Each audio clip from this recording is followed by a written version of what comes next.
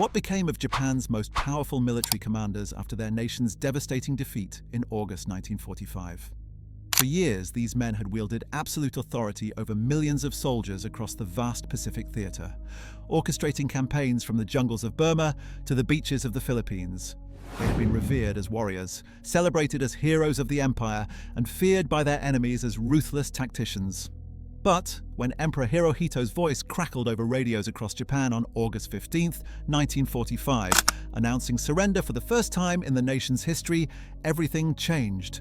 The generals who had commanded armies now faced a reckoning unlike anything in Japanese military tradition. Some would face the gallows, others would spend decades behind bars, and a few would navigate the complex machinery of Allied justice to rebuild their lives. The fates that awaited these men were as varied as the campaigns they had led, and the stories of what happened to them reveal the complicated aftermath of total war. In this video, we will find out. So, without further ado, let's start with the first name on our list. Hideki Tojo stands as perhaps the most recognizable figure of Japanese wartime leadership, serving not only as a general but as prime minister during most of the Pacific War. Born on December 30, 1884, in Tokyo, Tojo came from a military family. His father, Hidenori Tojo, had been a lieutenant general in the Imperial Japanese Army, and young Hideki seemed destined to follow in those footsteps from an early age. He entered the Imperial Japanese Army Academy in 1899 and graduated in 1905, the same year Japan achieved its stunning victory over Russia in the Russo-Japanese War. This victory shaped Tojo's worldview profoundly, instilling in him a belief in Japanese military superiority and the righteousness of imperial expansion. After graduating from the Army War College in 1915, Tojo's career progressed steadily through various staff positions and field commands. He served as a military attaché in Germany from 1919 to 1922, where he observed firsthand the rebuilding of German military power and developed an admiration for Prussian military discipline. Throughout the 1920s and 1930s, Tojo aligned himself with the militarist faction within the Japanese army, advocating for aggressive expansion into China and confrontation with Western powers. By 1935, he had risen to command of the Kwantung Army's military police, a position that gave him significant influence over Japanese operations in Manchuria. His hardline stance against both Chinese resistance and Soviet influence in the region earned him a reputation as an uncompromising nationalist. Tojo's political ascent accelerated in the late 1930s as Japan's war with China intensified. He became Vice Minister of War in 1938 and then Minister of War in 1940 under Prime Minister Fumimaro Konoe. When Konoe resigned in October 1941, unable to resolve the deepening crisis with the United States over Japan's expansion in Southeast Asia, Emperor Hirohito appointed Tojo as Prime Minister. At 56 years old, Tojo now held unprecedented power, serving simultaneously as Prime Minister, War Minister, and later Home Minister and Chief of the Army General Staff. His supporters called him Razor Tojo for his sharp decisiveness and meticulous attention to detail. His detractors saw him as a rigid militarist, leading Japan toward catastrophe. Within weeks of assuming the premiership, Tojo presided over the final decision for war with the United States, Britain, and the Netherlands. On December 7, 1941, Japanese forces struck Pearl Harbor, beginning a conflict that would ultimately consume the nation. During the war years from 1941 to 1944, Tojo exercised near-dictatorial control over Japan's war effort. He centralized decision-making in his own hands, often bypassing traditional military and governmental structures. As victories mounted in the early months of the war, with Japanese forces sweeping through the Philippines, Malaya, Singapore, and the Dutch East Indies, Tojo's prestige reached its zenith. He promoted a vision of the Greater East Asia co-prosperity sphere, claiming Japan was liberating Asian peoples from Western colonialism, though the brutal realities of Japanese occupation told a different story. However, as the tide turned against Japan following the defeats at Midway in June 1942 and Guadalcanal in early 1943, Tojo found himself increasingly isolated. The fall of Saipan in July 1944 brought American bombers within range of the Japanese home islands, and Tojo's government finally collapsed. He resigned on July 18, 1944, removed from power by a coalition of senior military officers and court officials who recognized Japan was losing the war. For the final year of the conflict, Tojo remained in Japan, stripped of authority but still a reserve general, watching as the empire he had helped build crumbled under relentless Allied assault. When Japan surrendered on August 15, 1945, Tojo knew what awaited him. The Allies had already announced their intention to try Japanese war leaders for crimes against peace and humanity. On September 11, 1945, American military police arrived at Tojo's modest home in the Setagaya district of Tokyo to arrest him. In a desperate attempt to avoid capture and the humiliation he believed would follow, Tojo shot himself in the chest with a pistol. The bullet, however, missed his heart. American medics immediately treated him, and he survived. This failed suicide attempt would haunt Tojo throughout his trial, as it violated the samurai code of honor he claimed to uphold. An American doctor who treated him reportedly marked Tojo's chest with a charcoal X to help guide the bullet, symbolically highlighting how even his final act of defiance had failed. After recovering from his wounds, Tojo was held at Sugamo Prison in Tokyo to await trial. The International Military Tribunal for the Far East, commonly known as the Tokyo Trials, began on May 3, 1946. The proceedings took place in the former Army Ministry building in Tokyo, with 11 judges representing the Allied nations. Tojo faced 55 counts, including waging wars of aggression, ordering and permitting atrocities against prisoners of war and civilians, and conspiracy to dominate East Asia and the Pacific. As the most senior Japanese leader on trial, Tojo became the focus of intense scrutiny. Throughout the 2.5-year trial, Tojo maintained a defiant posture. He accepted responsibility for Japan's actions but refused to express remorse, arguing that Japan had fought a defensive war against Western imperialism and economic strangulation. In a controversial moment during his testimony, Tojo initially stated that no Japanese subject could go against the emperor's will, potentially implicating Emperor Hirohito in war crimes. This statement caused consternation among both American occupation authorities and Japanese officials who had worked to shield the emperor from prosecution. Tojo was quickly persuaded to modify his testimony, clarifying that the emperor had been powerless to prevent the war. The evidence against Tojo proved overwhelming.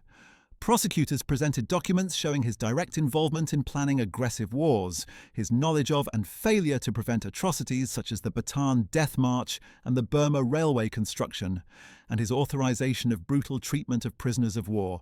Witnesses testified to orders bearing Tojo's signature that led to mass suffering and death.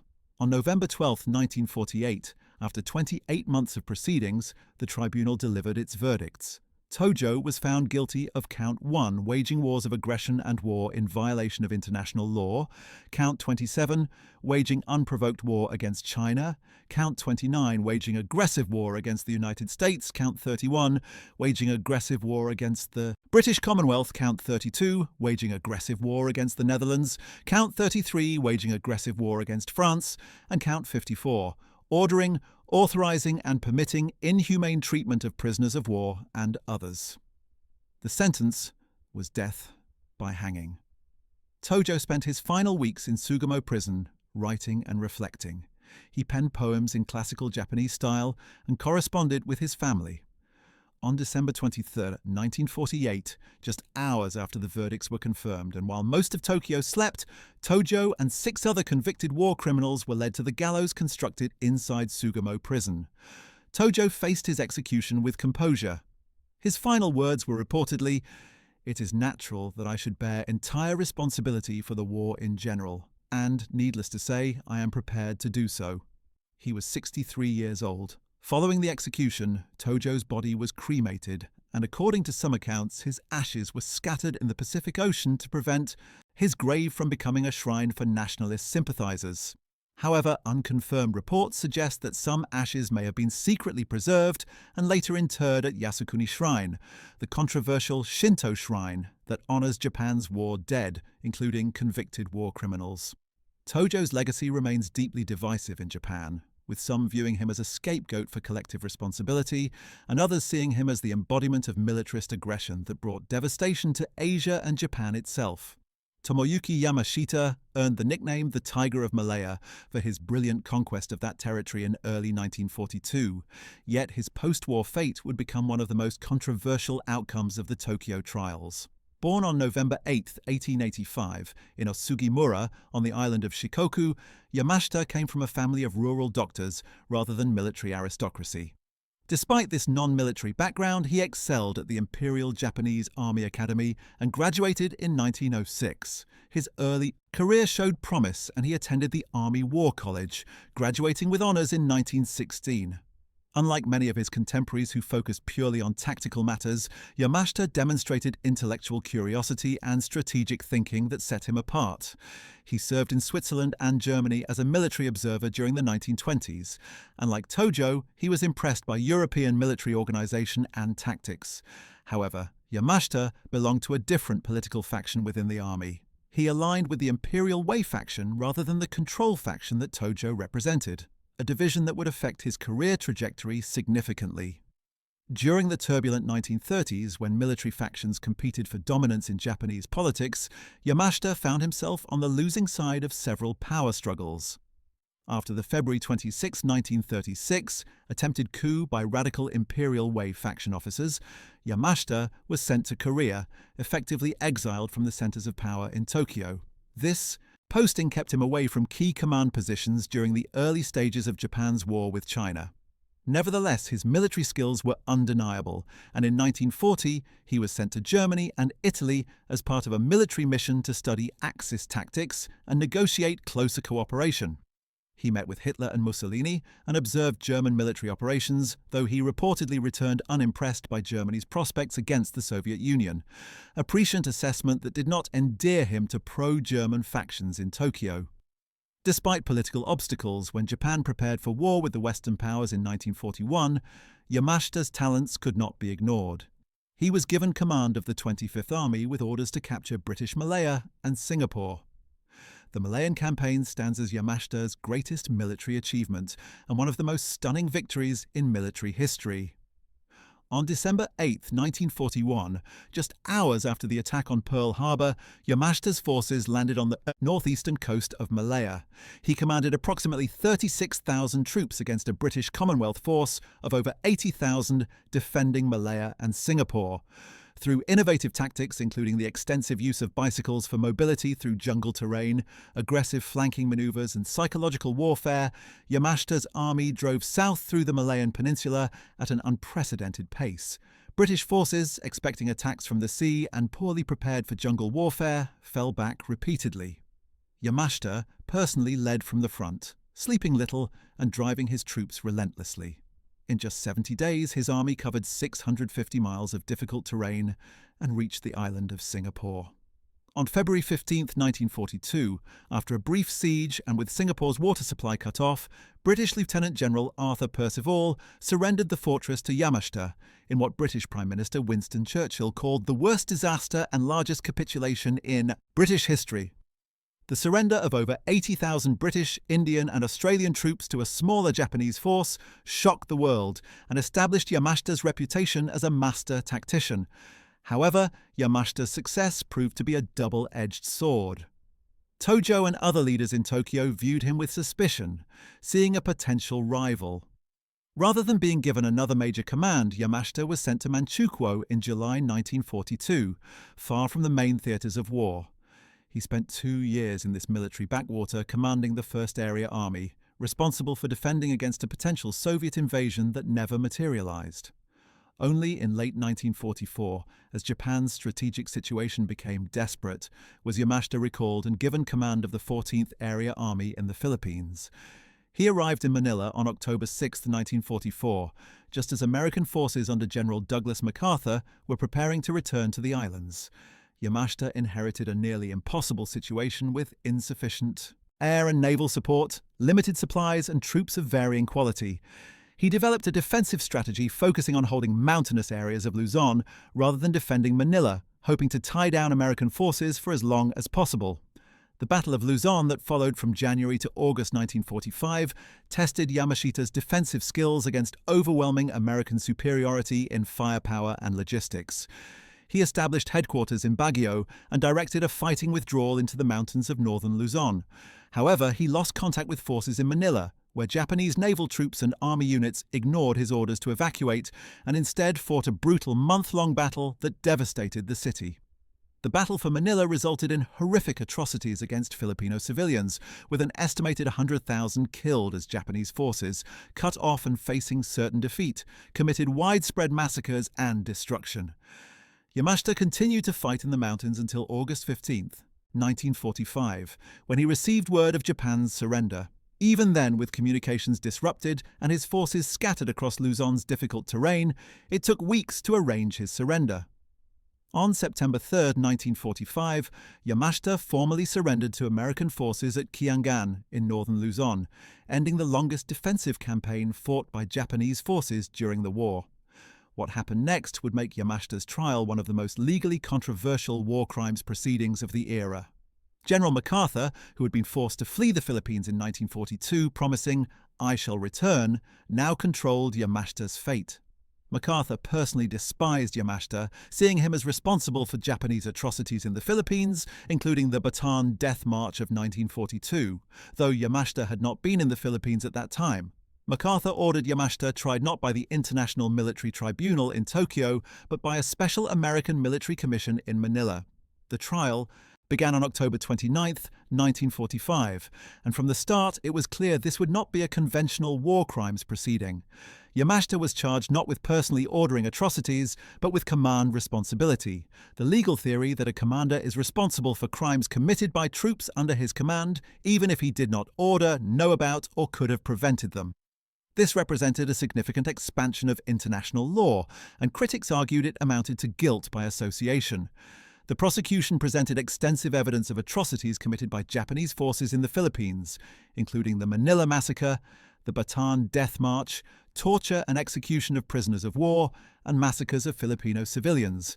However, they produced little evidence that Yamashita had personally ordered these acts, or even knew about many of them.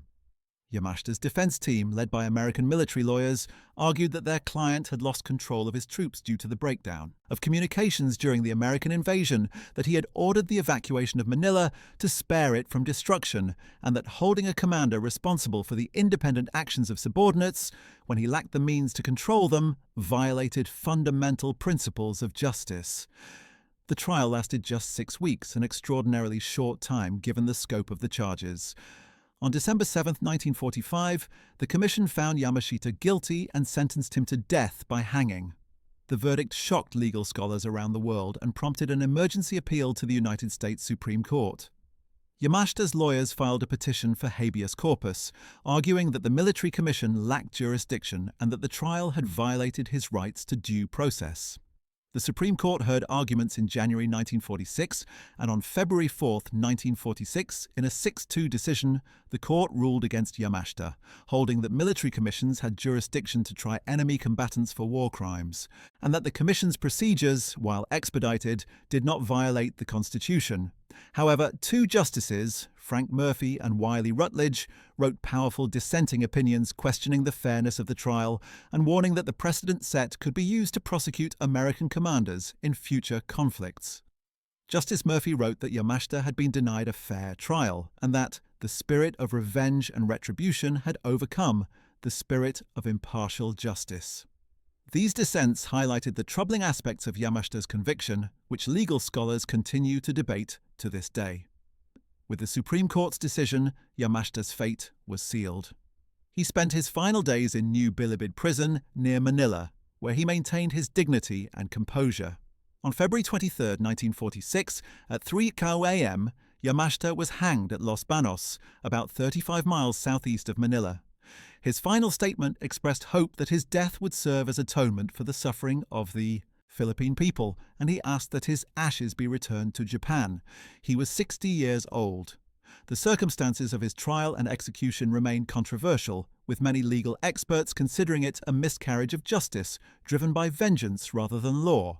The Yamashita standard of command responsibility established by his trial has been cited in subsequent war crimes prosecutions, though later tribunals have generally required more direct evidence of a commander's knowledge or intent. Yamashita's body was cremated and his ashes were eventually returned to Japan, where they were interred at his family temple. Unlike Tojo, whose legacy is overwhelmingly negative, Yamashita is often remembered with some sympathy as a capable soldier who became a scapegoat for crimes he neither ordered nor condoned. caught in the machinery of victor's justice. Masaharu Homma presents another tragic case of command responsibility prosecution, though his story differs significantly from Yamashita's. Born on November 27, 1887 in Sado Island, Niigata Prefecture, Homma came from a wealthy family and enjoyed a privileged upbringing. He entered the Imperial Japanese Army Academy in 1904 and graduated in 1907, beginning what would become a distinguished military career marked by unusual cosmopolitanism for a Japanese officer of his era. Homma served in France and England during and after World War I, developing an appreciation for Western culture that would later make him suspect among hardline militarists in Tokyo. He spoke fluent English, enjoyed Western literature and music, and his wife Fujiko was known for her Western-style dress and manners. This cultural sophistication led some fellow officers to regard Homma as too soft, too westernized, and insufficiently committed to the martial values of Bushido that dominated military thinking in the 1930s. Despite these prejudices, Homma's military competence was beyond question. He served in various staff and command positions throughout the 1920s and 1930s, including a stint as military attaché in London from 1930 to 1932. During Japan's war with China, he commanded troops in northern China and gained a reputation as a relatively humane officer who attempted to minimize civilian casualties, an attitude that put him at odds with more brutal commanders. In 1938, Homma was promoted to lieutenant general, and he briefly served as chief of the press division, where his moderate views and attempts to maintain civil-military dialogue further alienated him from the hardline Tojo faction. By 1941, despite his competence, Homma was politically marginalized, seen as unreliable by the militarist leadership. Nevertheless, when Japan prepared for war with the Western powers, Homma's experience and abilities could not be completely overlooked. He was given command of the 14th Army with orders to invade and conquer the American-held Philippines. The Philippine invasion began on December 8, 1941, just hours after Pearl Harbor. Homma's forces landed at multiple points on Luzon and quickly overwhelmed Filipino and American defenders. Within weeks, American and Filipino forces under General Douglas MacArthur had retreated to the Bataan Peninsula and the island fortress of Corregidor in Manila Bay. What followed was a grueling 3-month siege of Bataan, where disease, starvation, and constant combat reduced both sides to exhaustion. Homma faced mounting pressure from Tokyo to finish the campaign quickly so his troops could be redeployed elsewhere. On April 9, 1942, the Bataan defenders finally surrendered, some 76,000 Filipino and American troops, the largest surrender of American forces in history. Corregidor held out until May 6, 1942, when it, too, capitulated. Homma had achieved his objective, but the cost would haunt him for the rest of his life. The Bataan Death March remains one of the most notorious atrocities of the Pacific War. After the surrender, Japanese forces marched the starving, disease-ridden prisoners approximately 65 miles from Bataan to Camp O'Donnell, a journey that should have taken about 2 days but stretched into a week-long nightmare. Suffering from malaria, dysentery and exhaustion, many prisoners could not keep pace. Japanese guards, themselves exhausted and operating under orders that viewed surrender as disgraceful, brutalized stragglers. Prisoners who fell behind were beaten, bayoneted, or shot. Those who stopped for water were killed. The exact death toll remains disputed, but estimates suggest between 5,000 and 11,000 Filipino prisoners and 650 to 2,130 American prisoners died during the march and in the immediate aftermath. Survivors reported horrific scenes of casual brutality, with guards competing to see how many prisoners they could kill, and officers either encouraging the violence or standing by passively. The critical question that would dominate Homma's trial was his knowledge and responsibility for this atrocity. Evidence suggests that Homma did not specifically order the brutal treatment of prisoners and may not have known the full extent of the suffering during the march itself. His headquarters was focused on the ongoing battle for Corregidor while the march took place, and communications were poor. However, as commanding general, he was responsible for the welfare of prisoners under international law, and his staff had made grossly inadequate preparations for handling such a large number of captives. The Japanese army had not expected so many to surrender, viewing surrender as shameful, and had made minimal arrangements for food, water, medical care, and transportation. Whether through deliberate cruelty, criminal negligence, or cultural contempt for prisoners, the result was catastrophic suffering for which Homma, as commander, bore ultimate responsibility. Homma's military career effectively ended after the Philippines campaign. Rather than receiving accolades for his victory, he was recalled to Tokyo and given no further combat command. Some historians suggest this was because Tojo and other hardliners disapproved of Homma's relatively lenient occupation policies in Manila, where he had attempted to maintain civil order and avoid unnecessary destruction. Others point to the campaign's longer-than-expected duration as the reason for his disgrace. Whatever the cause, Homma spent the remainder of the war in Japan, holding administrative positions but excluded from operational command. When Japan surrendered in August 1945, Homma was living quietly with his family, essentially retired from active service.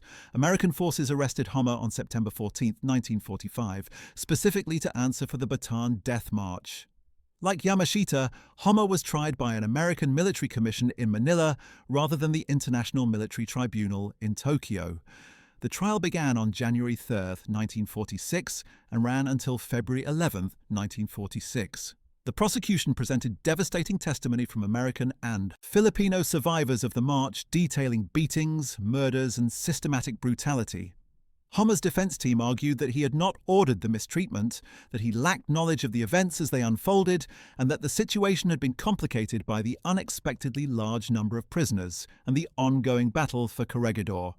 They produced evidence that Homma had issued orders for humane treatment of prisoners and had even removed one officer from command for excessive brutality. His wife, Fujiko, testified emotionally about her husband's character and his distress upon learning of prisoner mistreatment. Despite the defense's efforts, the commission found Homma guilty on February 11, 1946, and sentenced him to death by firing squad. The verdict was based on the same principle of command responsibility that had doomed Yamashita, holding that a commander's failure to prevent or punish subordinates' crimes constituted criminal negligence regardless of his actual knowledge or intent. General MacArthur personally reviewed and approved the sentence, rejecting appeals for clemency. Unlike Yamashita's case, which went to the Supreme Court, Homma's conviction was not appealed to a higher authority. On April 3, 1946, at an unmarked gravesite outside Manila, Homma faced a firing squad. His final statement expressed sorrow for the suffering of prisoners while maintaining he had not ordered their mistreatment. He asked that his ashes be returned to his family. The execution was carried out at dawn, and Homma died with dignity. He was 58 years old. The execution of Homma, like Yamashita's, raised significant questions about the fairness and legal basis of the proceedings. American defense counsel involved in the case expressed reservations about the command responsibility standard being applied retroactively. Some historians have suggested that Homma was a scapegoat, convenient to execute to satisfy American public outrage over the death march while deflecting attention from systemic failures in the Japanese military's treatment of prisoners. Others maintain that, as commander, he bore legitimate responsibility for ensuring humane treatment of captives and that his negligence, whether willful or not, warranted punishment. His wife Fujiko fought for decades to clear his name, arguing that he had been a humane man caught in circumstances beyond his control. She collected testimony from Filipino civilians who had benefited from Homma's relatively lenient occupation policies, and from Japanese soldiers who had served under him and attested to his orders for proper treatment of prisoners.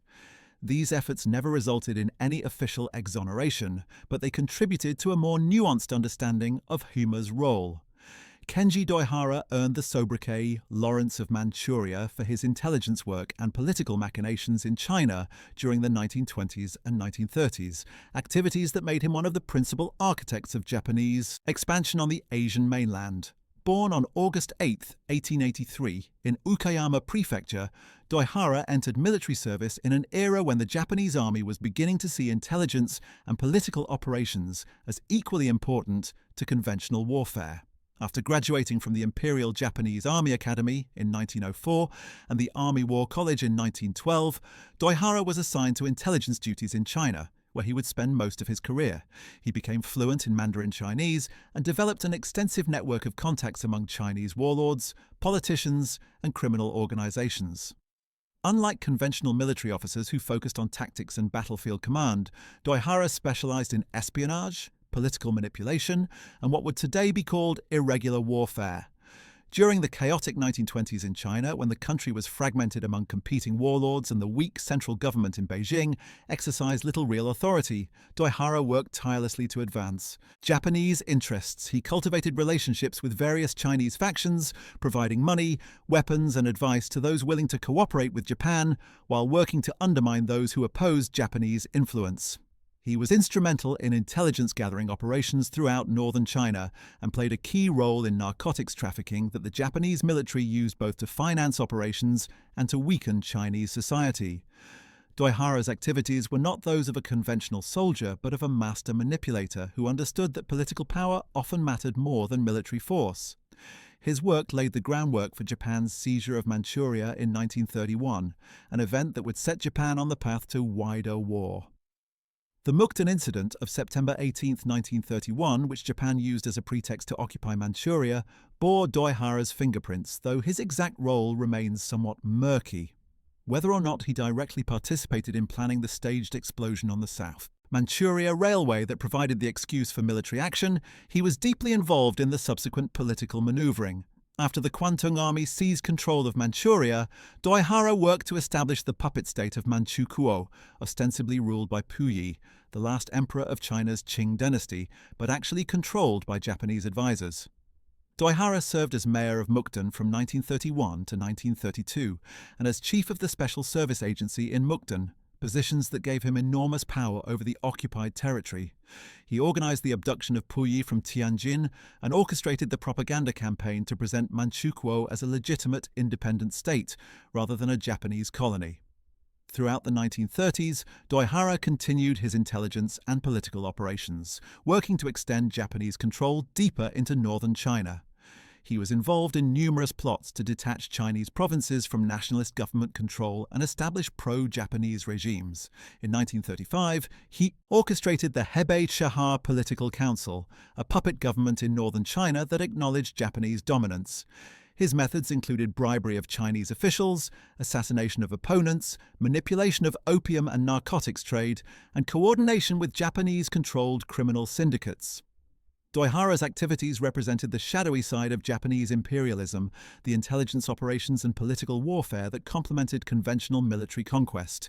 He was promoted to lieutenant general in 1936, recognition of his value to Japan's continental expansion, though he held this rank more for his political achievements than military command experience.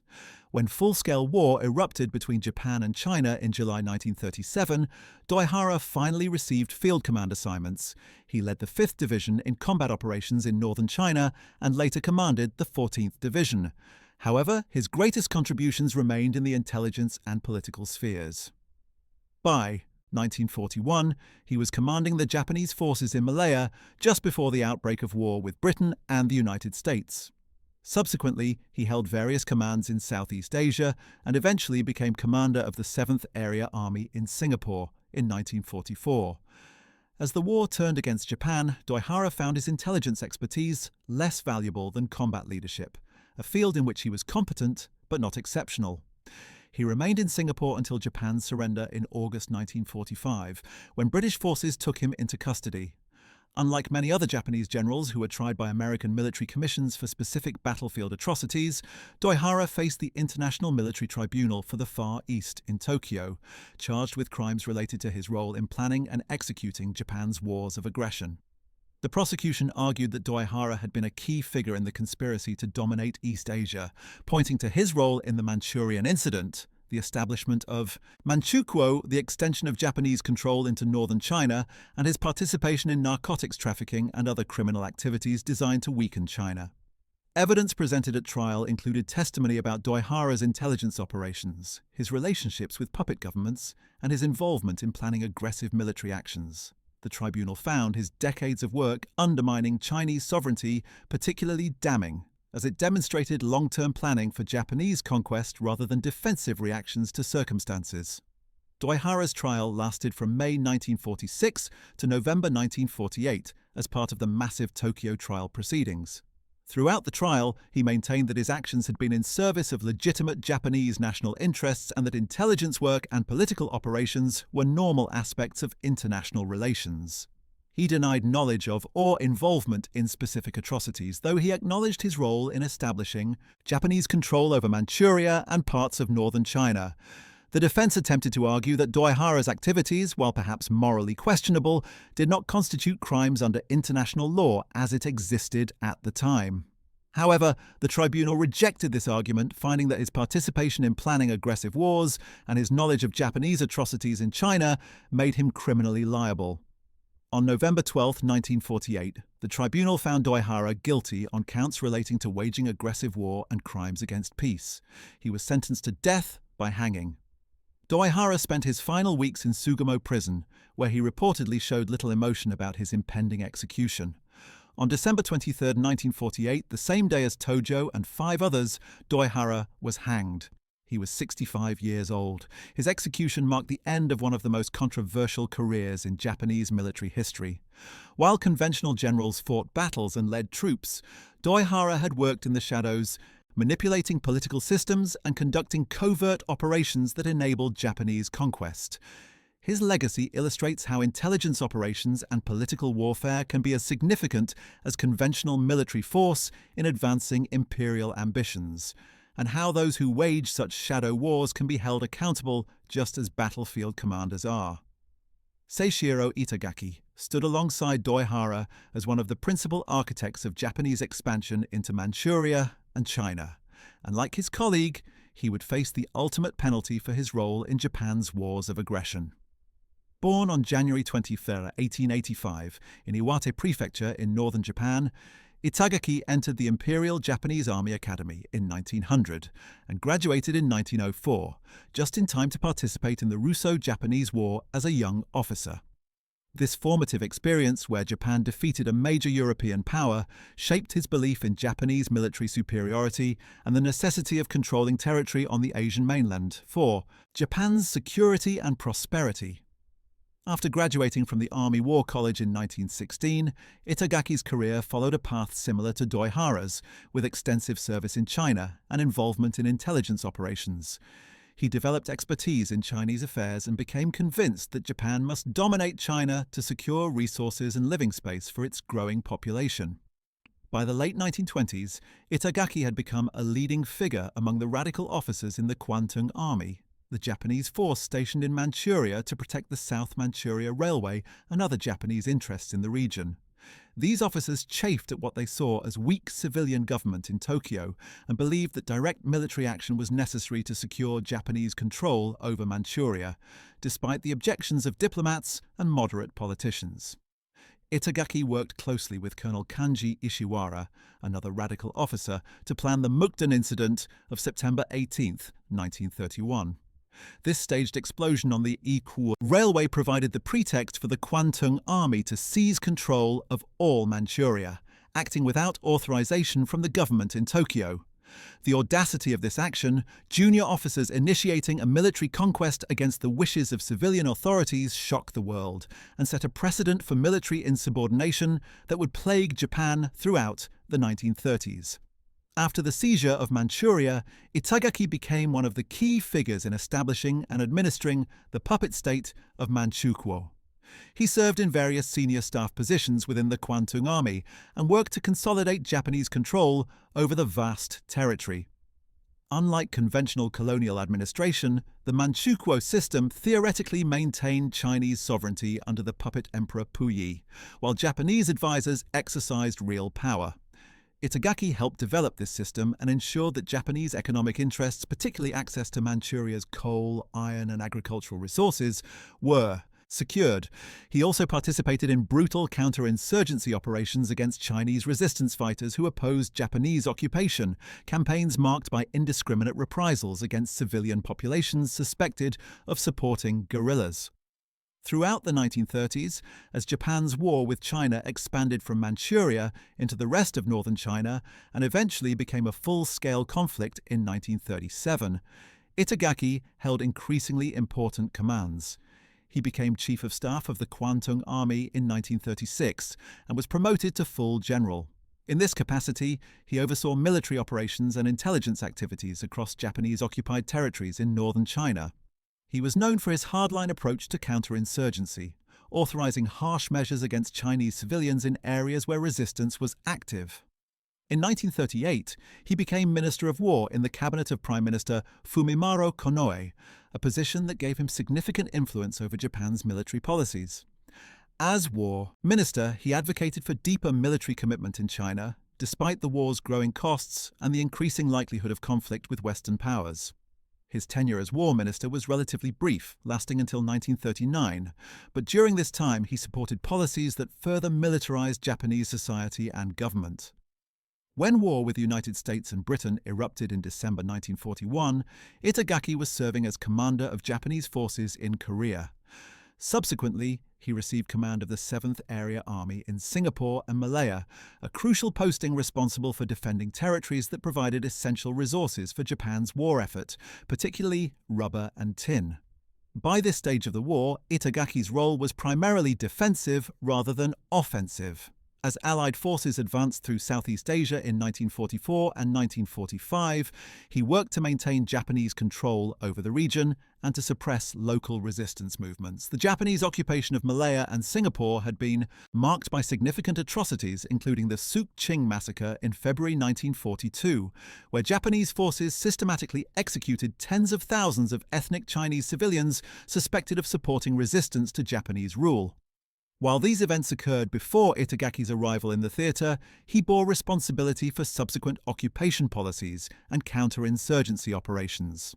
Itagaki remained in Singapore until Japan's surrender in September 1945, when British forces took him into custody. Given his prominent role in the Manchurian incident and his long involvement in Japan's continental expansion, he was selected as one of the major war criminals to be tried by the International Military Tribunal for the Far East in Tokyo. The trial, which began in May 1946, brought together the top surviving leaders of Japan's wartime government and military. Itagaki faced charges of conspiracy to wage aggressive war, waging wars of aggression against China and the Allied powers, and responsibility for ordering and permitting atrocities against prisoners of war and civilians. The prosecution presented extensive evidence of his role in the Mukden incident, the establishment of Manchukuo, the expansion of Japanese control into northern China, and his knowledge of atrocities committed by forces under his command. Throughout the lengthy trial, Itagaki maintained that his actions had been in defense of legitimate Japanese interests in Manchuria, which he argued had been threatened by Chinese nationalism and Soviet expansion. He claimed that the Manchurian incident had been a necessary response to Chinese provocations and that the establishment of Manchukuo had brought stability and development to a region previously torn by warlord conflicts.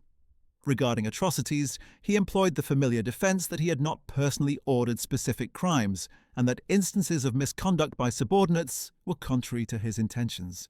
The tribunal found these arguments unpersuasive. The evidence clearly showed Itagaki had been a central figure in planning and executing aggressive wars, that he had knowledge of systematic atrocities committed by Japanese forces, and that he had taken insufficient action to prevent or punish such crimes. On November 12, 1948, after more than 2 years of proceedings, the tribunal delivered its verdict. Itagaki was found guilty on multiple counts, including waging aggressive war against China, conspiracy to wage aggressive war, and responsibility for atrocities. The judges determined that his role in the Manchurian incident alone warranted severe punishment, as it had initiated a chain of events leading to wider war and immense suffering. His subsequent actions as war minister and field commander only deepened his culpability. The sentence was death by hanging. Itagaki received the verdict with outward calm, though those who knew him reported that he had expected this outcome. On December 23, 1948, at Sugamo Prison in Tokyo, Itagaki was executed alongside Tojo, Doihara, and 4 other convicted war criminals. He was 63 years old. His execution marked the end of a military career that had spanned 4 decades and had been instrumental in leading Japan into the catastrophic wars that devastated East Asia and ultimately Japan itself. Heitaro Kimura represents a different category of Japanese general, one whose primary crimes related to treatment of prisoners of war and laborers, rather than planning aggressive wars. Born on September 28, 1888, in Tokyo, Kimura followed the standard path through the Imperial Japanese Army Academy and Army War College, graduating from the latter in 1920. His early career involved various staff and command positions, and he gained a reputation as a competent, if unspectacular, officer. Unlike Tojo, Itagaki, and Doihara, Kimura did not belong to the radical militarist factions that drove Japanese expansion in the 1930s. He was a professional soldier who focused on his duties rather than political maneuvering, which perhaps explains why he rose to high rank later than more politically connected contemporaries. Kimura's significant commands came during the Pacific War. In 1940, he was promoted to lieutenant general and given command of a division in China. Subsequently, he held various posts in occupied territories before being appointed commander of Japanese forces in Burma in August 1944. Burma had been conquered by Japanese forces in 1942 and represented a critical strategic position, bordering British India and serving as the terminus of the Burma Road, which had been China's main supply route before its capture. By the time Kimura took command, the strategic situation had deteriorated significantly. British and Commonwealth forces were advancing from India, Chinese forces were pushing from the north, and American-trained Chinese divisions were operating in northern Burma. Kimura's task was to hold Burma against this multi-pronged offensive, while also maintaining the brutal occupation regime that extracted resources and labor from the Burmese population. What made Kimura's command particularly notorious was his responsibility for the Burma-Siam Railway, infamously known as the Death Railway.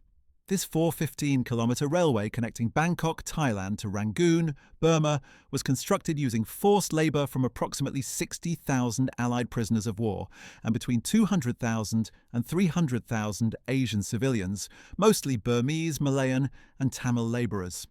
The Japanese military command decided to build this railway to secure supply lines to Burma after Allied naval forces made sea routes increasingly dangerous. Construction took place from June 1942 to October 1943 before Kimura's arrival as theatre commander, but he inherited responsibility for the railway's operation and for the thousands of prisoners and forced labourers still working on its maintenance and on related construction projects. The conditions endured by prisoners and forced labourers on the Burma-Siam Railway constituted one of the war's worst atrocities. Workers laboured in tropical heat and monsoon rains, on inadequate rations, with minimal medical care and under constant brutality from guards. Disease including malaria, cholera, dysentery and tropical ulcers ravaged the workforce. Japanese engineers drove the work forward at a merciless pace, demanding that sections of railway be completed on unrealistic schedules, regardless of the human cost. Prisoners who collapsed from exhaustion were beaten or killed. Medical care was almost non-existent, and thousands died from preventable diseases. Of the approximately 60,000 Allied prisoners who worked on the railway, about 13,000 died, a death rate of over 20%. The death toll among Asian forced labourers was even more catastrophic, with estimates suggesting that 1 in 3 died, approximately 80,000 to 100,000 people.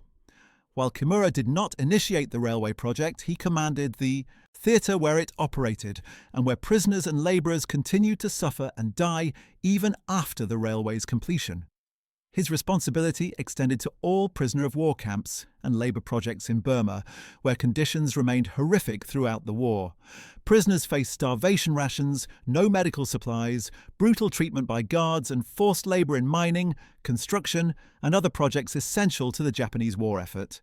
Kimura's administration made no meaningful efforts to improve these conditions, and evidence suggested he was aware of but indifferent to the massive suffering and death occurring in camps under his jurisdiction.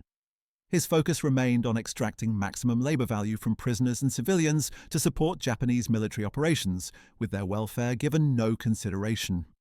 When British forces reoccupied Burma in May 1945, they discovered the full extent of Japanese atrocities. Thousands of living skeletons in prison camps, mass graves, and testimony from survivors painted a picture of systematic brutality. Kimura had remained in command until Japan's surrender in August 1945, and he was immediately arrested by British forces. Given the scale of suffering in the Burma theatre and the railway's particular notoriety, Kimura was designated for trial as a major war criminal. However, unlike Tojo and Itagaki, who were tried by the International Military Tribunal in Tokyo, Kimura faced a British military tribunal in Singapore, where the prosecution could focus specifically on his treatment of prisoners and forced labourers, rather than broader questions of aggressive war. The trial began in early 1946 and concentrated on Kimura's command responsibility for prison camps and labor projects in Burma. Survivors testified to horrific conditions, systematic brutality, starvation, disease, and deaths that could have been prevented with minimal humanitarian measures. The prosecution argued that Kimura, as theatre commander, had both knowledge of and responsibility for these conditions, and that his failure to intervene constituted criminal negligence at minimum and willful cruelty at worst. British prosecutors noted that while individual guards and camp commanders had often been brutal, the systemic nature of the suffering indicated policy decisions at higher levels of command. Kimura's defense followed familiar patterns, claiming he had issued orders for humane treatment of prisoners, that he lacked detailed knowledge of specific camp conditions, and that wartime pressures made it impossible to provide better care. The tribunal found Kimura guilty of failing to ensure proper treatment of prisoners of war and civilians under his command. The verdict emphasized that international law placed clear obligations on commanders to ensure humane treatment of prisoners, and that Kimura's failure to fulfill these obligations, whether through indifference or inability, constituted a war crime. He was sentenced to death by hanging. The sentence was carried out on December 23, 1948, the same day as Tojo and the other major war criminals in Tokyo, though Kimura's execution took place in Singapore. He was 60 years old at the time of his death. The Burma-Siam Railway stands as his dark legacy, a monument to the suffering caused by the Japanese military's complete disregard for human life and dignity in pursuit of military objectives. Iwane Matsui's case presents one of the most controversial and tragic outcomes of the Tokyo trials, as he was executed primarily for his association with the rape of Nanking, despite questionable evidence of his direct responsibility for that atrocity. Born on July 27, 1878 in Nagoya, Matsui was significantly older than most of the generals discussed thus far, belonging to an earlier generation of military officers. He graduated from the Imperial Japanese Army Academy in 1898 and from the Army War College in 1906, beginning a long career that would span 4 decades. Matsui served with distinction in the Russo-Japanese War and gained expertise in Chinese affairs through multiple postings in China. He became fluent in Chinese and developed genuine interest in Chinese culture and history, unusual among Japanese officers of his era, who typically viewed China with contempt. Matsui's career advanced steadily through the 1920s and 1930s. He became a proponent of Pan-Asian cooperation, believing that Japan and China should work together against Western imperialism rather than fighting each other. This idealistic vision put him at odds with the hardline militarists who saw China as territory to be conquered rather than a partner to be cultivated.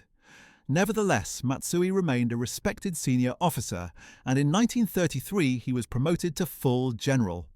He retired from active service in 1935, but when full-scale war erupted between Japan and China in July 1937, the army recalled him to command the Shanghai Expeditionary Army. This force was tasked with capturing Shanghai, where Chinese and Japanese forces had clashed, and securing the lower Yangtze River Valley. The Battle of Shanghai, which lasted from August to November 1937, proved far more difficult than Japanese planners had anticipated. Chinese forces, including some of the best equipped and trained units in the Nationalist Army, defended the city tenaciously. The battle became an urban meat grinder, with Japanese forces taking heavy casualties as they fought street by street through the city. Matsui directed the offensive with increasing frustration as Chinese resistance continued far longer than expected. Finally, in November 1937, Shanghai fell and Matsui's forces, now expanded and reorganized as the Central China Area Army, began pursuing retreating Chinese forces toward Nanking, the nationalist capital. The march to Nanking took several weeks, during which Japanese troops, angered by their casualties and brutal fighting in Shanghai, committed increasing atrocities against Chinese civilians and prisoners. What happened when Japanese forces reached Nanking in December 1937 became one of the 20th century's most horrific atrocities, known as the Rape of Nanking or the Nanking Massacre. Over a period of 6 weeks from mid-December 1937 to early February 1938, Japanese troops engaged in widespread murder, rape, looting, and arson in the captured city. Estimates of the death toll vary widely, from Japanese claims of as few as 40,000 to Chinese claims of over 300,000, with most Western historians settling on figures between 150,000 and 250,000 deaths. The violence was not merely collateral damage from combat, but systematic brutality directed at unarmed civilians and prisoners of war.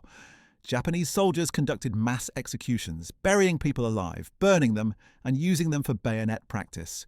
Rape was ubiquitous, with tens of thousands of women and girls assaulted, often repeatedly and in the presence of family members.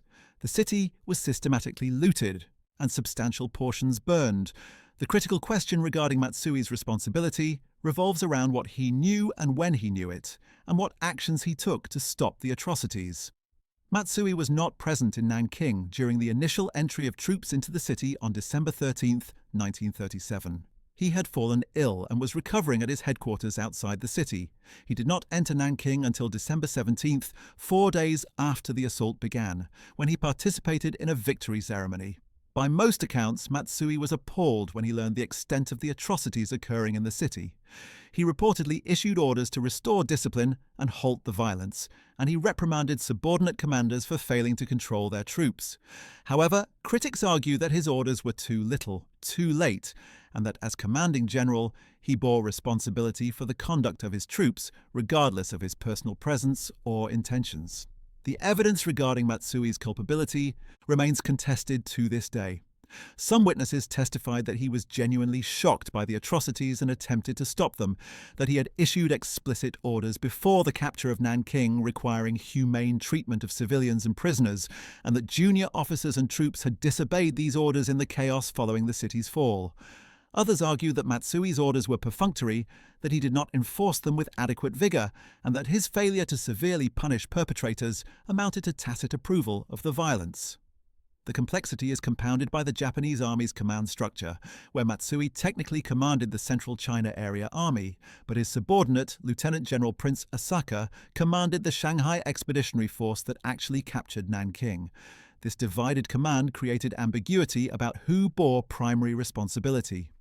After the Nanking campaign, Matsui's health, never robust, deteriorated further. He was recalled to Japan in February 1938 and retired from active service. He spent the war years in Japan, not holding any combat or administrative command. After Japan's surrender, he lived quietly, though he was well aware that he might be held accountable for Nanking. When American occupation authorities began arresting suspected war criminals in late 1945, Matsui was among those detained. He was charged not with directly ordering the Nanking atrocities, but with failing to prevent them and failing to punish perpetrators, the same command responsibility theory that had been used against Yamashita and Homma. His trial took place before the International Military Tribunal for the Far East in Tokyo, as part of the broader proceedings against Japan's major war criminals. During the trial, which lasted from mid-1946 to late 1948, Matsui maintained that he had done everything in his power to stop the atrocities once he learned of them, that he had issued clear orders for proper treatment of civilians and prisoners, and that he had reprimanded subordinate commanders. His defense team presented evidence of these orders and testimony from witnesses who supported his account. However, the prosecution argued that the scale and duration of the Nanking atrocities demonstrated systemic failure of command, and that Matsui's relatively lenient treatment of subordinate commanders showed he had not taken the matter seriously enough. The tribunal faced the difficult question of how to assign responsibility for atrocities committed by troops who violated orders in the fog of war and occupation. On November 12, 1948, the tribunal found Matsui guilty of failing to prevent atrocities and sentenced him to death by hanging. The verdict remains controversial among historians. Some view it as just punishment for a commander who failed in his fundamental duty to control his troops. Others see Matsui as a scapegoat, punished for crimes committed by others when the true perpetrators, including Prince Asaka, who actually commanded forces in Nanking, escaped prosecution due to political considerations protecting the imperial family. Matsui himself accepted the verdict with what appeared to be resignation. He converted to Buddhism while in prison and spent his final weeks in meditation and writing. On December 23, 1948, he was hanged at Sugamo Prison alongside Tojo and the other condemned war criminals. He was 70 years old, the oldest of those executed. His final statement expressed sorrow for the suffering at Nanking and hoped that his death would bring some measure of peace and reconciliation between Japan and China. Akira Muto's execution alongside the other Class A war criminals surprised many observers as he was less prominent than Tojo or Itagaki, and his crimes seemed less clear-cut than Matsui's association with Nanking. Born on December 15, 1892 in Saga Prefecture, Muto entered the Imperial Japanese Army Academy in 1908 and graduated in 1912. His career followed a conventional path through various staff and command positions, and he gained a reputation as a capable staff officer rather than a charismatic field commander. Unlike the political generals who maneuvered for power in Tokyo, Muto focused on professional military competence. He graduated from the Army War College in 1920 and spent much of the interwar period in staff assignments, where his organizational skills and attention to detail earned him steady promotions.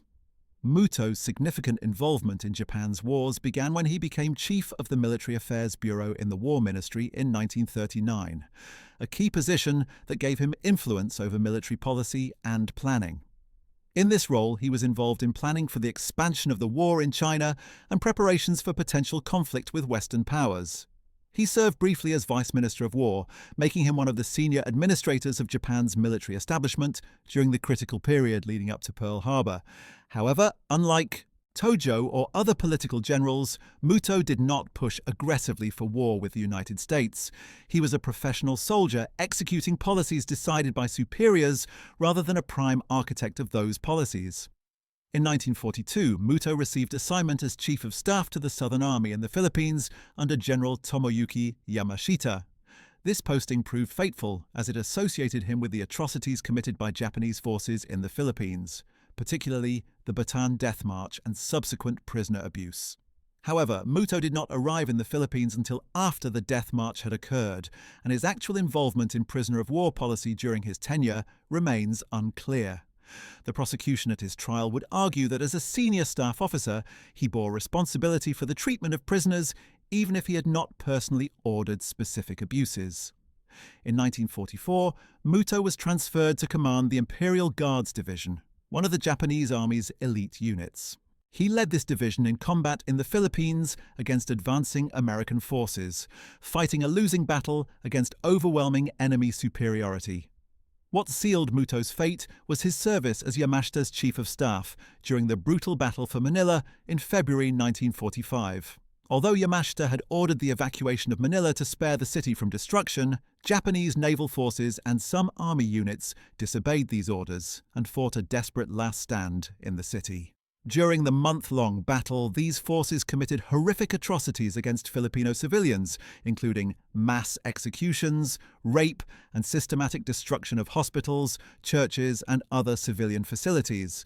An estimated 100,000 Filipino civilians died in the Manila Massacre, making it one of the worst urban atrocities of the Pacific War.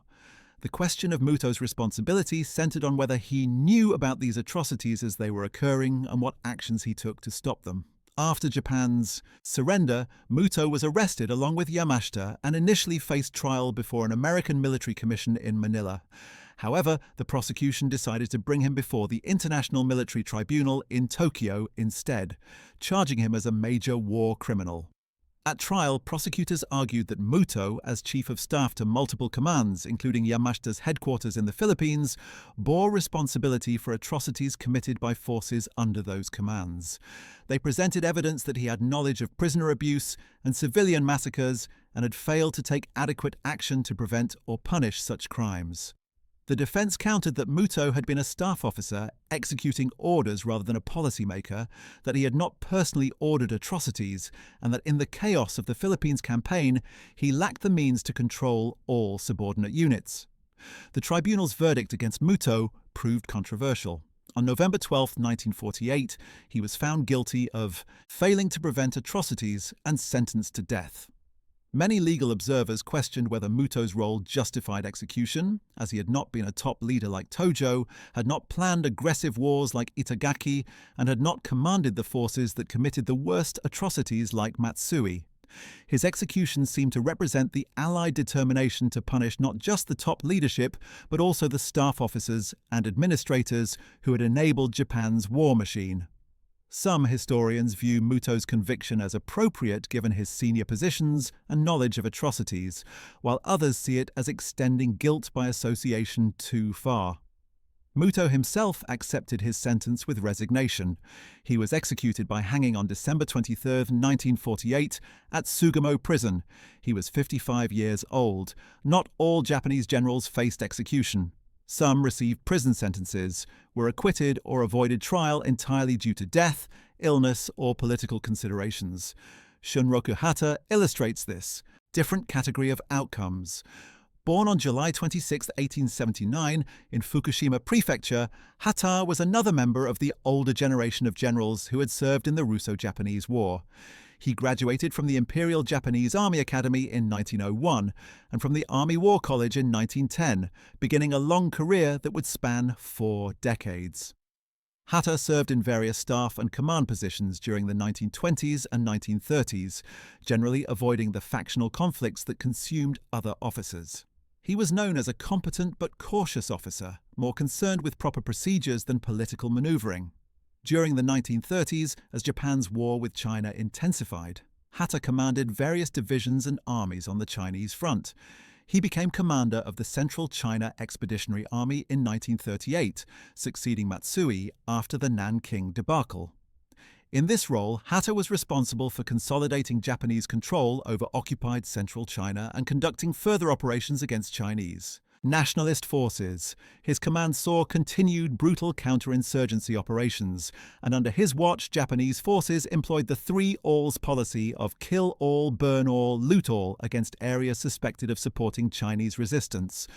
While Hata did not initiate this policy, it was implemented extensively during his command, resulting in enormous civilian casualties. From 1941 to 1944, he served as Minister of War in multiple cabinets, a political role that placed him at the center of Japan's wartime government, though he was not the dominant force that Tojo had been. In 1944, Hata received command of Japanese forces in China, responsible for coordinating all army operations across that vast theater. He remained in this position until Japan's surrender in August 1945. After the surrender, Chinese nationalist forces took him into custody. The question of his prosecution was complicated by the fact that Chinese authorities wanted to try him for crimes committed in China, while the International Military Tribunal in Tokyo also had jurisdiction over major war criminals. Eventually, it was decided that Hata would be tried by the Tokyo Tribunal rather than Chinese courts. At trial, he faced charges related to waging aggressive war against China and responsibility for atrocities committed by forces under his command, particularly during his tenure as commander in central China, when the 3 alls policy was extensively implemented. Hata's trial, which formed part of the larger Tokyo proceedings from 1946 to 1948, resulted in a conviction, but not a death sentence. On November 12, 1948, he was found guilty of waging aggressive war and failing to prevent atrocities, but the tribunal sentenced him to life imprisonment rather than execution. The reasons for this relatively lenient sentence remain somewhat unclear. Perhaps the tribunal considered that Hata had not been among the principal planners of aggressive war, that his role as commander had been more reactive than proactive, or that at age 69, life imprisonment was itself effectively a death sentence. Hata was sent to Sugamo Prison, where he joined other convicted war criminals serving prison terms. However, his imprisonment did not last long. The outbreak of the Korean War in 1950 and the subsequent shift in American policy toward Japan led to the early release of many imprisoned war criminals. Hata was paroled in 1954 due to his advanced age and poor health. He lived quietly in retirement until his death in 1962 at age 83, one of the few major war criminals tried at Tokyo who died of natural causes years after the war.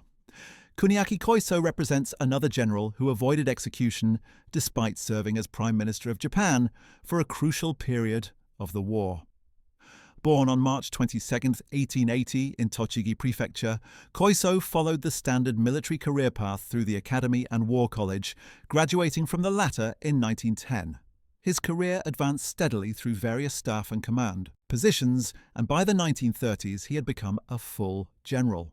Unlike Tojo, who came from the hardline Toseiha faction, Koiso was associated with the more moderate Kodoha faction, though this did not prevent him from supporting aggressive policies in China and Southeast Asia. From 1932 to 1934, he served as Chief of Staff of the Kwantung Army, where he was involved in consolidating Japanese control over Manchukuo. In 1939, he became Minister of Colonial Affairs and then Governor-General of Korea from 1942 to 1944, positions that gave him responsibility for administering occupied territories and extracting resources and labor to support Japan's war effort. Koiso's governorship of Korea was marked by harsh policies designed to extract maximum resources and labor from the Korean population to support Japan's deteriorating war effort. He implemented forced labor conscription, mandatory rice requisitions that left many Koreans facing starvation, and policies aimed at eradicating Korean culture and language in favor of Japanese assimilation. These policies created enormous suffering among the Korean population, though Koiso justified them as necessary wartime measures. His reputation as an administrator, however brutal his methods, led to his selection as Prime Minister in July 1944, after Tojo's government fell following the loss of Saipan. Emperor Hirohito and senior advisors hoped that Koiso could stabilize Japan's deteriorating military situation and possibly negotiate some form of conditional surrender that would preserve the imperial system. Koiso's tenure as Prime Minister from July 1944 to April 1945 coincided with some of the darkest months of the war for Japan. American forces advanced steadily across the Pacific, capturing island after island and bringing the war ever closer to the Japanese home islands. The Philippines fell despite desperate Japanese resistance. American bombers began devastating firebombing raids on Japanese cities, and the naval blockade tightened, cutting off vital imports of food and raw materials. Koiso proved unable to reverse these trends or to navigate the complex political currents within Japan's government and military. He attempted to explore possibilities for negotiated peace, particularly through neutral countries like the Soviet Union, but these efforts went nowhere as the Allies remained committed to unconditional surrender. His government also oversaw the planning and partial implementation of kamikaze attacks and other desperate measures as Japan's conventional military capabilities crumbled. In April 1945, following the loss of Okinawa and the realization that invasion of the Japanese home islands was inevitable, Koiso's government fell. He was replaced by Admiral Kantaro Suzuki, who would preside over Japan's final months of war and eventual surrender. Koiso's brief premiership had accomplished nothing to change Japan's fate, and he retired from public life. When Japan surrendered in August 1945, Koiso was arrested by American occupation authorities and designated for trial as a major war criminal. His case presented interesting questions because while he had served as Prime Minister, it was during a period when Japan was already losing the war badly, and he had not been involved in the decisions to start the war in 1941 or in planning major aggressive operations. Nevertheless, his role in administering occupied Korea and his participation in Japan's wartime government made him a target for prosecution. At the International Military Tribunal for the Far East, Koiso faced charges of waging aggressive war and responsibility for atrocities committed in territories under his administration, particularly Korea. The prosecution argued that his harsh governance of Korea constituted crimes against humanity and that his service as Prime Minister, even during a losing period of the war, implicated him in the broader conspiracy to wage aggressive war. Koiso's defense maintained that he had tried to end the war, that he had not initiated any of the aggressive actions charged, and that his administration of Korea, while harsh, was within the bounds of wartime governance.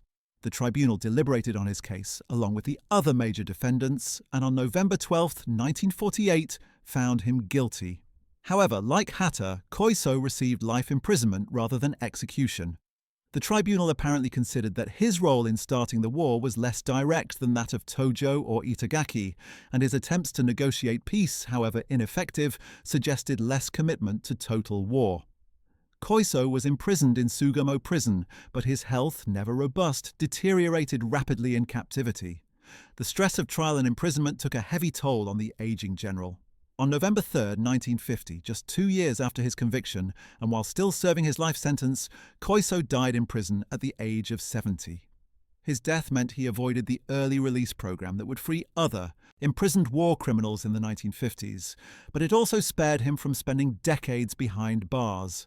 His legacy remains that of a failed leader who presided over Japan's slide toward total defeat and who bore responsibility for brutal policies in Korea, even if he was not among the principal architects of Japan's catastrophic wars. Sadao Araki and Kingoro Hashimoto represent a different category of Japanese militarists, ideologues whose influence came more from their political activities and propaganda than from battlefield commands. Araki, born on May 26, 1877, in Tokyo, was one of the oldest defendants at the Tokyo Trials. He entered the Imperial Japanese Army Academy in 1893 and graduated from the Army War College in 1907, serving in the Russo-Japanese War and various positions through the turbulent early 20th century. Unlike professional soldiers focused on tactics and strategy, Araki became an ideological leader within the army, championing an extreme nationalist philosophy that combined emperor worship, military supremacy, and expansionist imperialism. He rose to prominence as leader of the Kodoha, or Imperial Way faction within the army during the 1930s, promoting the belief that Japan had a divine mission to lead Asia and that Western influences were corrupting Japanese society. As Minister of War from 1931 to 1934, Araki wielded enormous influence over Japanese military policy. He pushed for increased military budgets, supported the conquest of Manchuria, and advocated for preparing Japan for total war against Western powers. His fiery rhetoric and charismatic personality made him popular among junior officers and ultra-nationalist civilians, though senior military professionals often found his ideological fervor divorced from practical military realities. Araki promoted the concept of Kodo, the imperial way, which emphasized spiritual strength and fanatical devotion to the emperor as superior to material power and rational planning. This philosophy would later contribute to Japan's catastrophic strategic decisions, as leaders convinced themselves that Japanese spirit could overcome American industrial might. After serving as war minister, Araki became Minister of Education from 1938 to 1939, where he implemented curricula emphasizing military values, emperor worship, and preparation for sacrifice in service of the nation. By the time war with the United States began in 1941, Araki held no operational command, but his ideological influence had helped create the climate that made such a war possible. His speeches and writings had inspired a generation of officers and civilians to support aggressive expansion and to believe in Japan's invincibility. When Japan surrendered in 1945, Araki was 68 years old and in poor health, but American occupation authorities nevertheless arrested him as a major war criminal.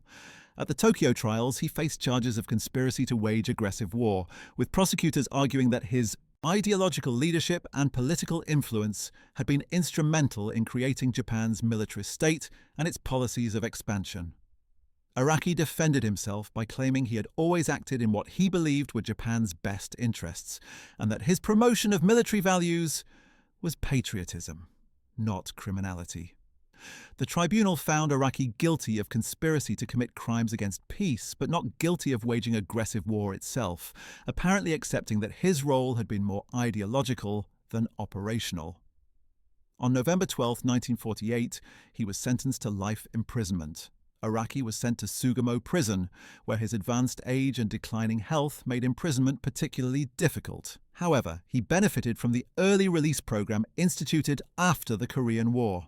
In 1955, he was paroled due to poor health and advanced age. Araki lived the remainder of his life in quiet retirement, dying in 1966 at age 88, one of the longest-lived of the war criminals. His case illustrated how ideological leaders who create the climate for aggression can be held criminally responsible even if they do not personally command military operations. Kingoro Hashimoto, born on February 19, 1890, in Fukuoka Prefecture, represents an even more purely ideological figure, a military activist and political agitator rather than a conventional commander. He graduated from the Imperial Japanese Army Academy in 1911 and the Army War College in 1920, but his career diverged from the typical pattern of staff and command positions. Instead, Hashimoto became involved in right-wing political activities, founding the Sakurakai, or Cherry Blossom Society, in 1930, a secret organization of radical young officers dedicated to overthrowing Japan's parliamentary government and establishing military rule. This organization attempted 2 coups in 1931, both of which failed, but the failure to severely punish the conspirators demonstrated the weakness of civilian government and encouraged further military insubordination. Hashimoto served in various military positions, including a stint as a military attaché, but his primary significance was as an ultra-nationalist agitator. He was involved in the planning that led to the Marco Polo Bridge incident in July 1937, the clash between Japanese and Chinese forces near Beijing that escalated into full-scale war. Whether the incident was deliberately provoked by Japanese officers, including Hashimoto, or was an accidental clash remains disputed, but there is no doubt that Hashimoto and his fellow radicals welcomed the opportunity for expanded military operations in China. Throughout the late 1930s, Hashimoto promoted his extreme nationalist views through writings and speeches, arguing for total war to establish Japanese dominance over Asia. He also served in the Diet, Japan's parliament, from 1942 to 1945, though his role was more propagandistic than legislative.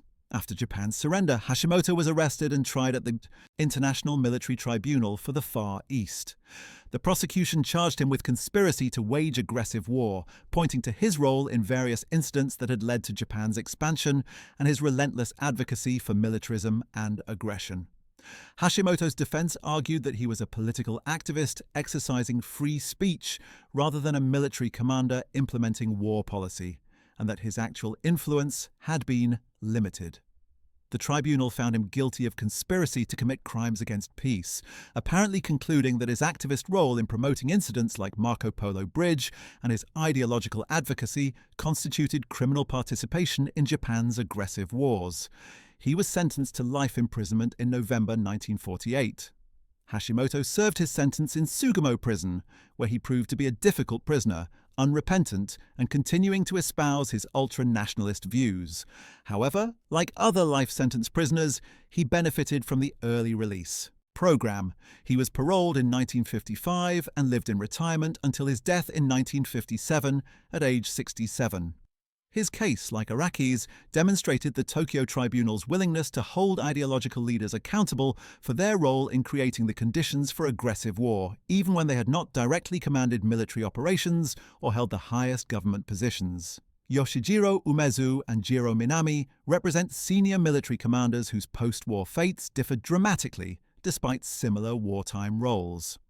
Umezu, born on January 4, 1882, in Oita Prefecture, followed a conventional military career path through the academy and war college, serving with distinction in various positions through the 1920s and 1930s. He commanded forces in China and later became Vice Minister of War, gaining a reputation as a competent and dedicated officer. In 1939, he was appointed commander of the Kwantung Army in Manchuria, one of the most powerful positions in the Japanese military. In this role, he was responsible for the occupation and exploitation of Manchuria and for border conflicts with Soviet forces. In April 1945, as Japan's situation became desperate, Umezu was recalled to Tokyo to serve as Army Chief of Staff, the highest professional position in the Japanese Army. As Army Chief of Staff during the final months of the war, Umezu was intimately involved in Japan's decision-making process regarding surrender.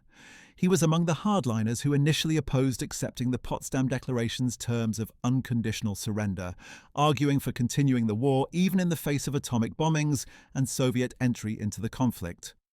However, when Emperor Hirohito decided to surrender on August 15, 1945, Umezu loyally obeyed, helping to ensure that the military would comply with the emperor's decision, despite some officers' desires to continue fighting. On September 2, 1945, Umezu signed the Instrument of Surrender aboard the USS Missouri on behalf of the Imperial Japanese Army, a deeply humiliating moment for a career military officer who had spent his entire adult life in service of the Empire. After the surrender, Umezu was arrested and designated for trial as a major war criminal.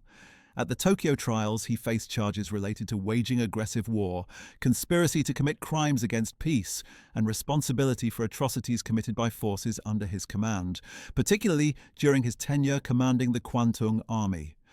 The prosecution presented evidence of his involvement in planning military operations, his administration of occupied territories, and his role in Japan's decision to continue fighting despite the inevitable outcome. Umezu maintained a dignified silence through most of the trial, offering little defense and showing what appeared to be stoic acceptance of his fate.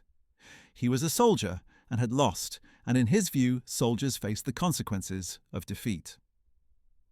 On November 12, 1948, Umezu was found guilty and sentenced to life imprisonment. He was sent to Sugamo prison, but unlike many others who would eventually be released, Umezu did not live to see freedom. His health deteriorated rapidly in captivity.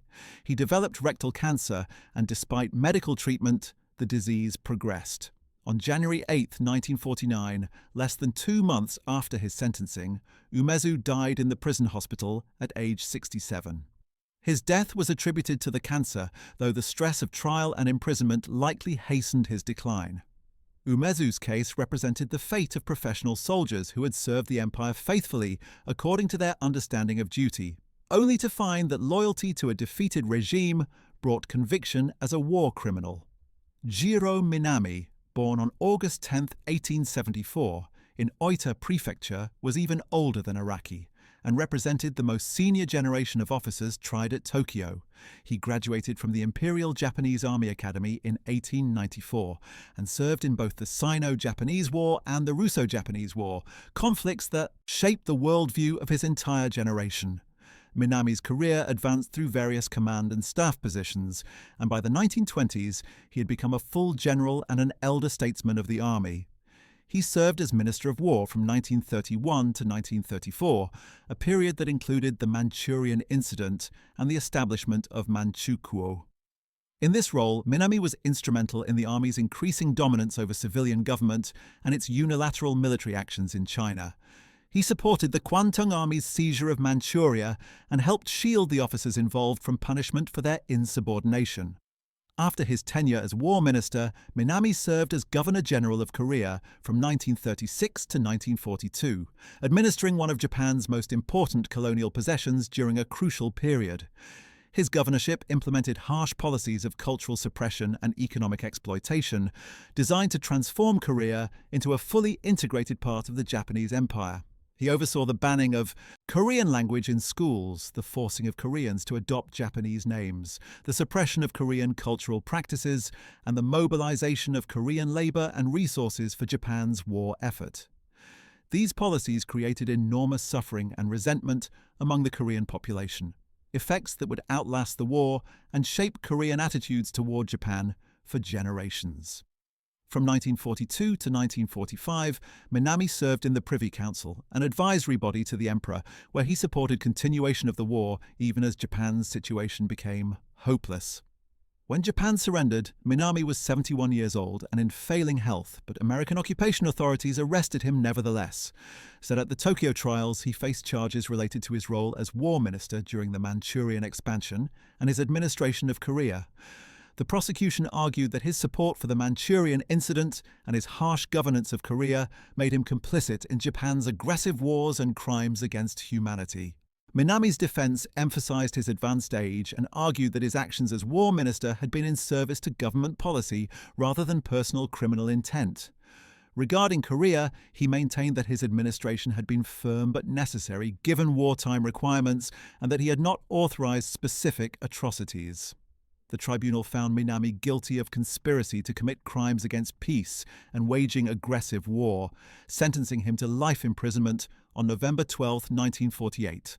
At age 74, this was effectively a death sentence, and indeed Minami's health deteriorated rapidly in Sugamo prison. However, unlike Umezu, who died within weeks of sentencing, Minami survived several years in captivity.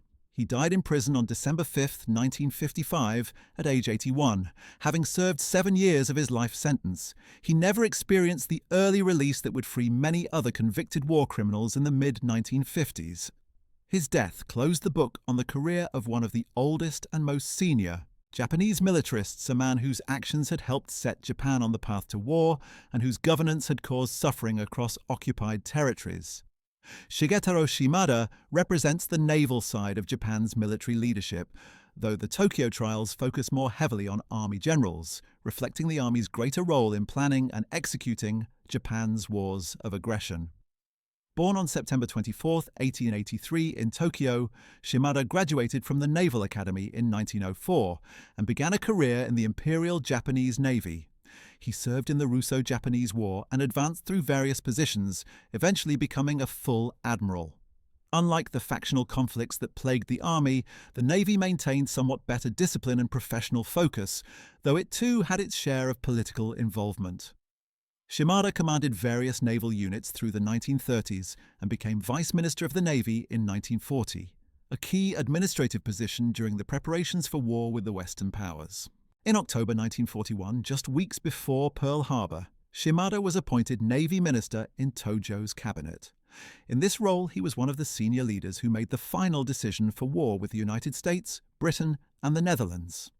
As Navy Minister, he bore responsibility for the planning and execution of naval operations throughout the Pacific War, from the stunning early victories like Pearl Harbor and the destruction of the British force Z off Malaya, to the catastrophic defeats at Midway, Philippine Sea, and Leyte Gulf.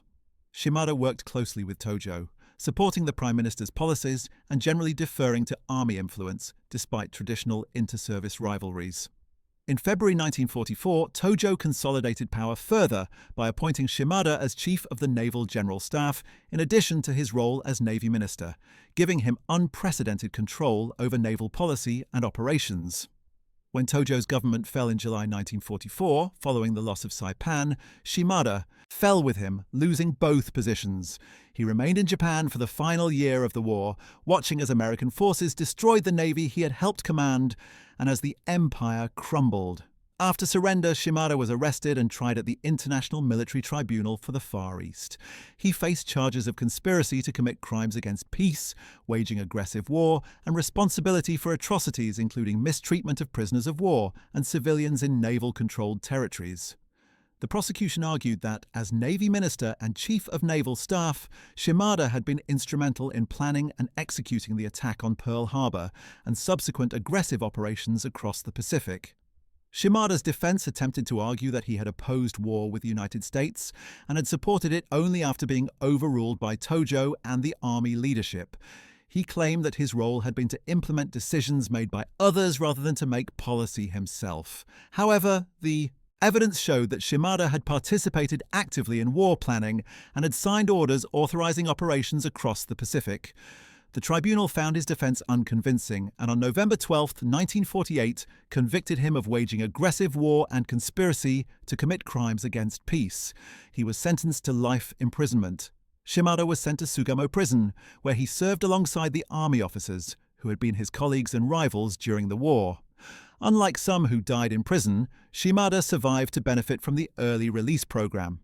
In 1955, citing his age and health problems, authorities paroled him. He lived in retirement, avoiding public attention and rarely speaking about his wartime experiences.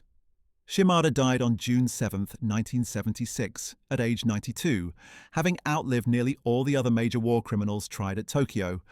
His long life after the war stood in stark contrast to those who had been executed or died in prison, and his case illustrated the somewhat arbitrary nature of who lived and who died among Japan's wartime leadership. Two men with similar roles might receive very different sentences, and those sentenced to life might serve only a few years, or might die in captivity, depending on factors of health, timing, and political changes in the post-war world. Teiichi Suzuki presents an interesting case of a general whose primary crimes related to economic exploitation rather than battlefield atrocities or war planning. Born on December 25, 1888, in Kanagawa Prefecture, Suzuki graduated from the Imperial Japanese Army Academy in 1910 and followed an unusual career path that combined military service with economic administration. He became an expert in mobilizing economic resources for military purposes, specializing in the extraction and allocation of raw materials from occupied territories. During the 1930s, as Japan's military adventures in China expanded, Suzuki worked on organizing the economic exploitation of Manchuria and northern China, ensuring that conquered territories provided the coal, iron, oil, and food needed to support Japan's war machine. In November 1941, just weeks before Pearl Harbor, Suzuki was appointed president of the Cabinet Planning Board, the government agency responsible for economic planning and resource allocation. This position made him one of the key figures in managing Japan's wartime economy. He worked to maximize production of war materials, allocate scarce resources among competing military and civilian needs, and organize the economic exploitation of territories conquered after Pearl Harbor. The Cabinet Planning Board under Suzuki's leadership implemented policies that included forced labor, confiscation of resources, and economic measures that caused widespread hardship among populations in occupied territories. The economic extraction from territories like Korea, China, the Philippines, and the Dutch East Indies was systematic and brutal, leaving local populations impoverished and starving while resources flowed to Japan. Suzuki served as president of the Cabinet Planning Board until 1943, when he became state minister and then advisor to the government. Throughout this period, he was involved in high-level policy discussions and continued to influence economic policy. His expertise in economic mobilization made him valuable to the government, even as Japan's strategic position deteriorated. After Japan's surrender, Suzuki was arrested and designated for trial as a Class A war criminal. At the Tokyo trials, he faced charges of conspiracy to wage aggressive war and responsibility for economic crimes against occupied populations. The prosecution presented evidence of the systematic plunder of occupied territories, the use of forced labor, and the economic policies that had caused mass starvation and suffering. Suzuki's defense argued that he was an economic administrator rather than a military commander or political leader, that his role had been to manage resources rather than to plan wars or commit atrocities, and that many of the policies attributed to him had been decided by others whom he had merely implemented. The tribunal deliberated on his case along with the others, and on November 12, 1948, found him guilty of conspiracy to commit crimes against peace and waging aggressive war. However, like several others, he received life imprisonment rather than execution. The tribunal apparently viewed his economic crimes as serious but not meriting the death penalty. Suzuki was sent to Sugamo prison, where he served alongside generals whose crimes had been more conventionally military in nature. Suzuki's imprisonment did not last long. He was among those released in the early parole program, freed in 1955 after serving only 7 years. He lived quietly in retirement, rarely speaking publicly about his wartime role. He died on August 15, 1989, at the remarkable age of 100, becoming one of the longest-lived of all the convicted war criminals from the Tokyo trials. Ironically, he died on the 44th anniversary of Japan's surrender, a coincidence that seemed almost symbolic. His case illustrated how economic crimes and the exploitation of occupied territories, while perhaps less viscerally dramatic than battlefield atrocities, could be just as devastating in their human impact and could result in criminal convictions under international law. Otozo Yamada and Kenkichi Ueda represent generals whose fates diverged dramatically based on who captured them. Both served in Manchuria and faced Soviet prosecution rather than Allied tribunals. Yamada, born on November 1, 1881 in Tokyo, graduated from the Imperial Japanese Army Academy in 1902 and the Army War College in 1914. His career advanced through various positions, and he eventually became commander of the Kwantung Army in 1944, succeeding Yoshijiro Umezu. This appointment came at a time when the Kwantung Army, once the most prestigious and powerful command in the Japanese military, had been stripped of its best divisions to reinforce losing battles in the Pacific. Yamada commanded a largely hollow force, strong on paper but consisting of poorly trained troops with inadequate equipment. When the Soviet Union declared war on Japan on August 9, 1945, and launched a massive invasion of Manchuria with over 1.5 million troops, Yamada's Kwantung Army collapsed rapidly. The Soviet offensive, planned and executed with devastating efficiency, destroyed Japanese resistance in less than 2 weeks. Yamada attempted to conduct an organized withdrawal, but communications broke down and his forces disintegrated under the Soviet onslaught. When Japan surrendered on August 15, 1945, Yamada complied with the Emperor's order, though Soviet forces continued offensive operations for several days to secure maximum territorial gains. On August 19, 1945, Yamada formally surrendered to Soviet forces, and he and his staff were taken into custody. What followed for Yamada was very different from the fate of generals captured by American or British forces. The Soviets transported Yamada and thousands of other Japanese prisoners to the Soviet Union, where they faced years of harsh captivity in labor camps. Soviet authorities held Yamada in various camps while investigating him for war crimes. Unlike the Tokyo trials, which were conducted relatively openly with international attention, Soviet proceedings against Japanese prisoners were secretive and conducted according to Soviet legal procedures. In 1950, 5 years after his capture, Soviet authorities put Yamada on trial in Khabarovsk, along with other senior Kwantung Army officers. The charges focused on their role in biological and chemical weapons programs, conducted by the notorious Unit 731 and other special units in Manchuria. Unit 731, commanded by Shiro Ishii and operating under the authority of the Kwantung Army, had conducted horrific experiments on human subjects, testing biological weapons and studying disease transmission by deliberately infecting prisoners, mostly Chinese civilians and prisoners of war. Thousands died in these experiments, which involved plague, anthrax, cholera, and other biological agents. The program also tested chemical weapons and conducted vivisections on living subjects. American occupation authorities had discovered evidence of these programs, but granted immunity to the doctors and scientists involved in exchange for their research data, which the US wanted for its own biological weapons program. This immunity did not extend to Yamada and other commanders who had authorized or permitted these activities. At the Khabarovsk trial, Soviet prosecutors presented evidence of Unit 731's crimes and Yamada's command responsibility for them. Whether Yamada had detailed knowledge of all Unit 731's activities remained debatable, but as commander of the Kwantung Army, he bore ultimate responsibility for all units under his command. The Soviet tribunal found him guilty and sentenced him to 25 years imprisonment in a Soviet labor camp. For the next 6 years, Yamada endured the harsh conditions of Soviet camps, far from home and with no contact with family. However, in 1956, as part of the normalization of relations between the Soviet Union and Japan, he was released and repatriated to Japan, along with other Japanese prisoners still held in Soviet custody. He returned to Japan at age 75, broken in health but alive. Yamada died in 1965 at age 84, having survived both Soviet captivity and the biological weapons programs that had operated under his command.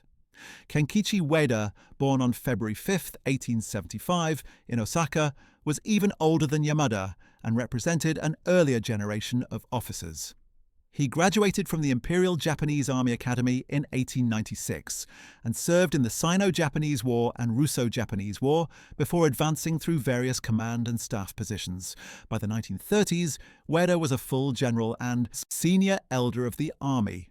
He commanded the Kwantung Army from 1939 to 1944, during the height of its power and before the war in the Pacific began draining its strength. During his command, Ueda oversaw the occupation and exploitation of Manchuria, the suppression of Chinese resistance, and border conflicts with Soviet forces, including the battles of Khalkhin Gol in 1939, where Japanese forces suffered a significant defeat.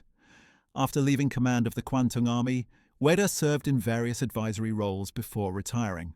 When Japan surrendered, he was living in Manchuria, and Soviet forces arrested him along with other senior Japanese officials in the region. Like Yamada, Ueda was transported to the Soviet Union and held in camps while awaiting trial. The Soviets tried him at Khabarovsk in 1950, along with Yamada, charging him with command responsibility for biological and chemical weapons programs and other war crimes committed during his tenure commanding the Kwantung Army. Evidence against Ueda was similar to that against Yamada, though Ueda's command had coincided with the establishment and early operations of Unit 731, potentially making his responsibility more direct. The Soviet tribunal found Ueda guilty and sentenced him to 25 years imprisonment. However, unlike Yamada, who survived to be repatriated, Ueda did not live to return to Japan. The harsh conditions of Soviet labor camps, combined with his advanced age, took their toll. Ueda died in Soviet captivity in 1962 at age 87, having spent 17 years as a prisoner. His body was not returned to Japan, and he was buried in the Soviet Union. His case illustrated the different fates that awaited Japanese generals depending on who captured them and where they were tried. Those tried by American military commissions or the Tokyo Tribunal often faced execution or imprisonment with possibility of early release, while those captured by the Soviets faced long years in harsh camps with uncertain prospects of ever returning home. Tadamichi Kuribayashi represents a different type of Japanese general, one who fought a hopeless defensive battle with skill and determination, but who escaped trial by dying in combat. Born on July 7, 1891, in Nagano Prefecture, Kuribayashi graduated from the Imperial Japanese Army Academy in 1914 and the Army War College in 1923. Unlike many of his contemporaries who viewed America with contempt, Kuribayashi had spent time in the United States as a military attaché from 1928 to 1930 and had developed a realistic assessment of American industrial power and military potential.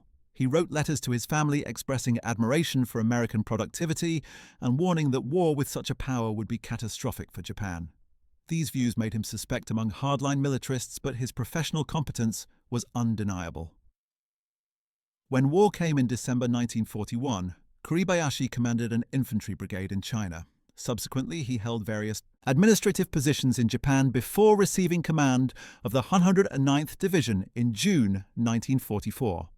Shortly after, he was given the most challenging assignment of his career, command of the defense of Iwo Jima, a small volcanic island in the Bonin Islands chain, roughly halfway between the Mariana Islands and Japan. American planners wanted Iwo Jima as a base for fighter escorts for B-29 bombers attacking Japan and as an emergency landing site for damaged bombers. For the Japanese, losing Iwo Jima would bring American air bases dangerously close to the home islands. Kuribayashi understood that defending the island against American assault was likely impossible, but he was determined to make the Americans pay the highest possible price for every yard of ground. Kuribayashi spent 8 months from June 1944 to February 1945 fortifying Iwo Jima with an elaborate system of tunnels, bunkers, and defensive positions. He studied American amphibious assault tactics and designed his defenses, specifically to counter them. Rather than trying to stop the Americans at the beaches where naval gunfire and airstrikes would annihilate his forces, he created defense in depth with mutually supporting positions throughout the island's interior. He constructed over 11 miles of tunnels connecting defensive positions, allowing his troops to move unseen and to survive the massive preliminary bombardment he knew would precede any American assault. He stockpiled ammunition and supplies in hidden positions and prepared his garrison of approximately 21,000 men for a battle of attrition. The Battle of Iwo Jima began on February 19, 1945, when 3 U.S. Marine divisions assaulted the island. What American planners had estimated would be a quick 5-day operation turned into a 36-day nightmare. Kuribayashi's defensive preparations proved devastatingly effective. Hidden Japanese positions allowed the Marines to land before opening fire with devastating results. The volcanic sand made movement difficult and foxholes impossible to dig. Every cave, every bunker had to be individually reduced with flamethrowers and explosives. The Marines suffered appalling casualties, with some units experiencing casualty rates exceeding 75%. Mount Suribachi fell after 4 days of brutal fighting, immortalized in the famous flag-raising photograph, but that was just the beginning. The rest of the island, honeycombed with Kuribayashi's defensive positions, took another month of savage combat to secure. Kuribayashi conducted his defense with skill and determination, moving his command post multiple times to avoid American artillery and airstrikes, personally visiting front-line positions to encourage his troops, and improvising tactics to inflict maximum casualties. He forbade banzai charges, the suicidal frontal assaults that Japanese forces typically employed, instead ordering his men to make the Americans fight for every position. Only when ammunition and supplies were exhausted and positions overrun did Japanese defenders die fighting. The battle cost the Americans over 6,800 killed and more than 19,000 wounded, one of the costliest battles in Marine Corps history. Nearly the entire Japanese garrison was killed, with only about 1,000 captured, most of them too severely wounded to resist. Kuribayashi's exact fate remains uncertain. He was last seen alive on March 23, 1945, as organized Japanese resistance was collapsing. He sent a final message to Tokyo expressing his regret at failing to hold the island and his pride in his men's sacrifice. Several accounts suggest he led a final counterattack and was killed in action, though his body was never identified among the thousands of Japanese dead scattered across the island. Some stories claim he committed ritual suicide in his final command post, while others suggest he was killed leading a desperate last assault on an American artillery position. Whatever his exact end, Kuribayashi died fighting on Iwo Jima, spared the fate of trial and execution that awaited so many of his fellow generals. His defense of Iwo Jima is considered one of the most skilled defensive campaigns in military history, and even his American adversaries respected his tactical brilliance and the courage of the garrison he commanded. Hitoshi Imamura presents yet another variation in the post-war fates of Japanese generals, a senior commander who avoided trial at Tokyo but faced judgment elsewhere and ultimately imposed his own form of penance.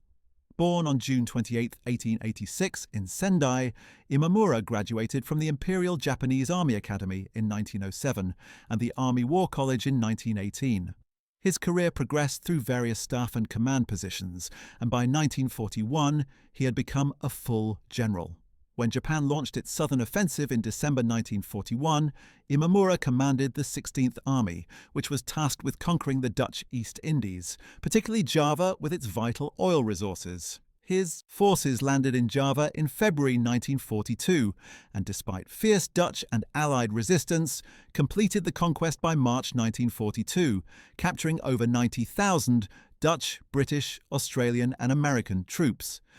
Imamura's conduct during the Java campaign and subsequent occupation earned him a somewhat better reputation than many Japanese generals. He attempted to implement relatively lenient occupation policies, established a civil administration that included Indonesian participation, and reportedly tried to restrain the worst excesses of Japanese troops against prisoners and civilians. Whether these efforts reflected genuine humanitarian concern or pragmatic recognition that harsh policies would provoke resistance remains debated. But the evidence suggests Imamura made some genuine attempts to moderate Japanese occupation policies. In November 1942, he was promoted to command the 8th Area Army, based in Rabaul, New Britain, with responsibility for all Japanese forces in the Southwest Pacific, including the critical campaign in New Guinea and the Solomon Islands. As commander at Rabaul, Imamura faced the impossible task of defending far-flung positions against growing Allied superiority. The Japanese defeat at Guadalcanal in early 1943 marked the beginning of Allied offensives that would steadily push back Japanese perimeter defenses. Imamura conducted a fighting retreat, attempting to hold key positions while evacuating troops from untenable locations. He successfully evacuated Japanese forces from Guadalcanal and Bougainville under difficult conditions, saving thousands of troops from certain destruction. However, by mid-1943, Allied forces under General Douglas MacArthur had adopted a strategy of bypassing Japanese strongpoints, including Rabaul, leaving them isolated and ineffective. Imamura and approximately 100,000 Japanese troops at Rabaul were cut off and remained there for the rest of the war, growing their own food and conducting increasingly pointless defensive preparations against an invasion that never came. When Japan surrendered in August 1945, Imamura formally surrendered his forces to Australian troops in September 1945. Australian authorities arrested him and charged him with war crimes related to the treatment of prisoners of war and civilians in territories under his command. While Imamura had attempted to implement more humane policies than some generals, atrocities had nevertheless occurred, including massacres of civilians, mistreatment of prisoners, and the brutal conditions on the Burma-Siam Railway, portions of which fell under his administrative jurisdiction. Australian military courts tried Imamura in Rabaul in 1946, finding him guilty of failing to prevent and punish war crimes committed by subordinates. He was sentenced to 10 years imprisonment. What made Imamura's case unusual was his response to his sentence. Rather than seeking early release or minimizing his responsibility, he accepted his punishment and even imposed additional penance upon himself. When imprisoned at Rabaul, alongside his former troops who had also been convicted of various offences, Imamura insisted on the same treatment as the lowest-ranking prisoner, refusing any special privileges his rank might have afforded. He performed manual labour, accepted the same rations as other prisoners, and lived in the same conditions. When some of his fellow prisoners were released early while he remained incarcerated, he requested that he be allowed to serve the full 10 years alongside those still imprisoned. After his release in 1954, Imamura did not return to comfortable retirement, but instead built a small hut on the site of Mount Hiei near Kyoto and lived there in Buddhist meditation and contemplation. He spent his remaining years in this self-imposed exile, praying for the souls of all who had died in the war, both Japanese and Allied. He rarely spoke publicly about his experiences and refused to defend his wartime actions or criticize his conviction. Imamura's voluntary penance struck many observers as remarkable, a stark contrast to other convicted war criminals who maintained they had done nothing wrong or who sought to minimize their responsibility. Whether his actions reflected genuine remorse, Buddhist spiritual conviction, or Japanese cultural concepts of honor and responsibility, they presented a unique response to conviction for war crimes. Imamura died on October 4, 1968, at age 82, still living in his simple hut, having spent 14 years in voluntary isolation and meditation. His case illustrated how individuals responded differently to the burden of responsibility for wartime actions, some denying guilt, others accepting punishment pragmatically, and a few, like Imamura, seeking a deeper form of atonement. Renya Mutaguchi represents a general whose military failures, rather than his crimes, might have defined his legacy, though he too bore responsibility for enormous suffering. Born on October 7, 1888, in Saga Prefecture, Mutaguchi graduated from the Imperial Japanese Army Academy in 1910 and the Army War College in 1922. His career progressed through various positions, and he became known as an aggressive and ambitious officer. Mutaguchi commanded a regiment that fired the first shots at the Marco Polo Bridge in July 1937, beginning the full-scale war with China, though whether this was an accidental clash or deliberate provocation remains disputed. His aggressive tactics in China brought him promotion, and by 1942 he commanded the 18th Division in the invasion of Burma.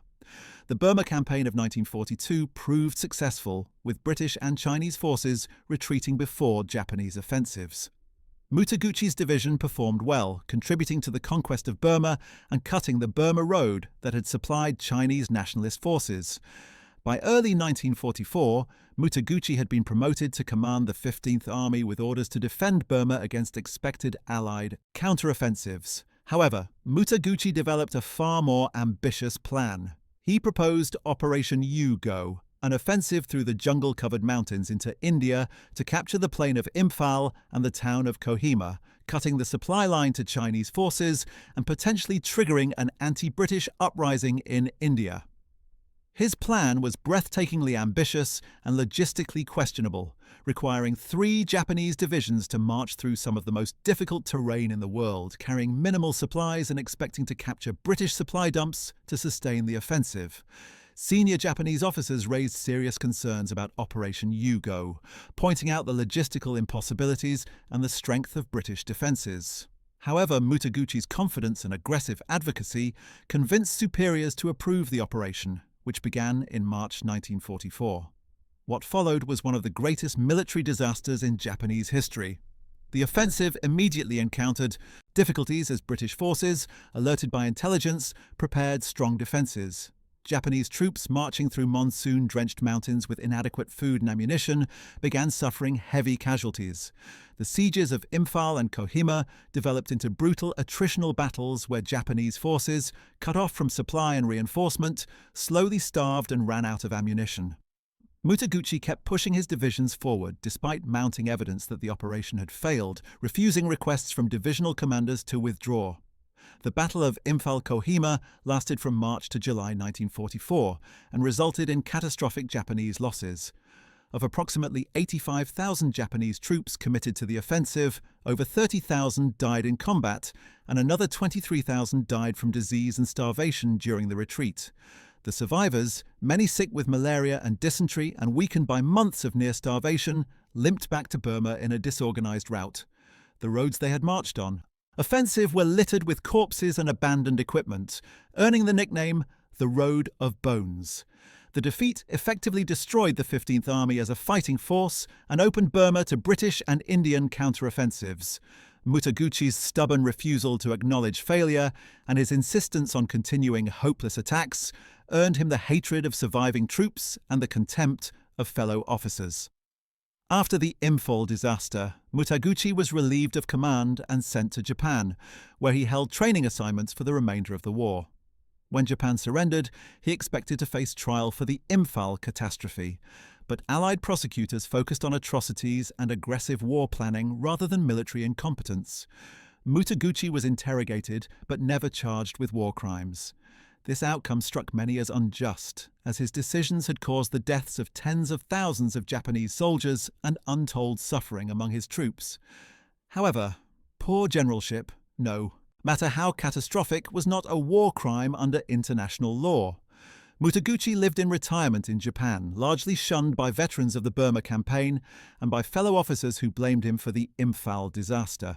He wrote memoirs attempting to justify his decisions, blaming subordinate commanders for failing to execute his plans properly. These self-serving accounts found little sympathy among those who had survived the operation or among historians studying the campaign. Mutaguchi died on August 2, 1966, at age 77. One of the few senior commanders whose post-war fate was determined more by military failure than criminal culpability.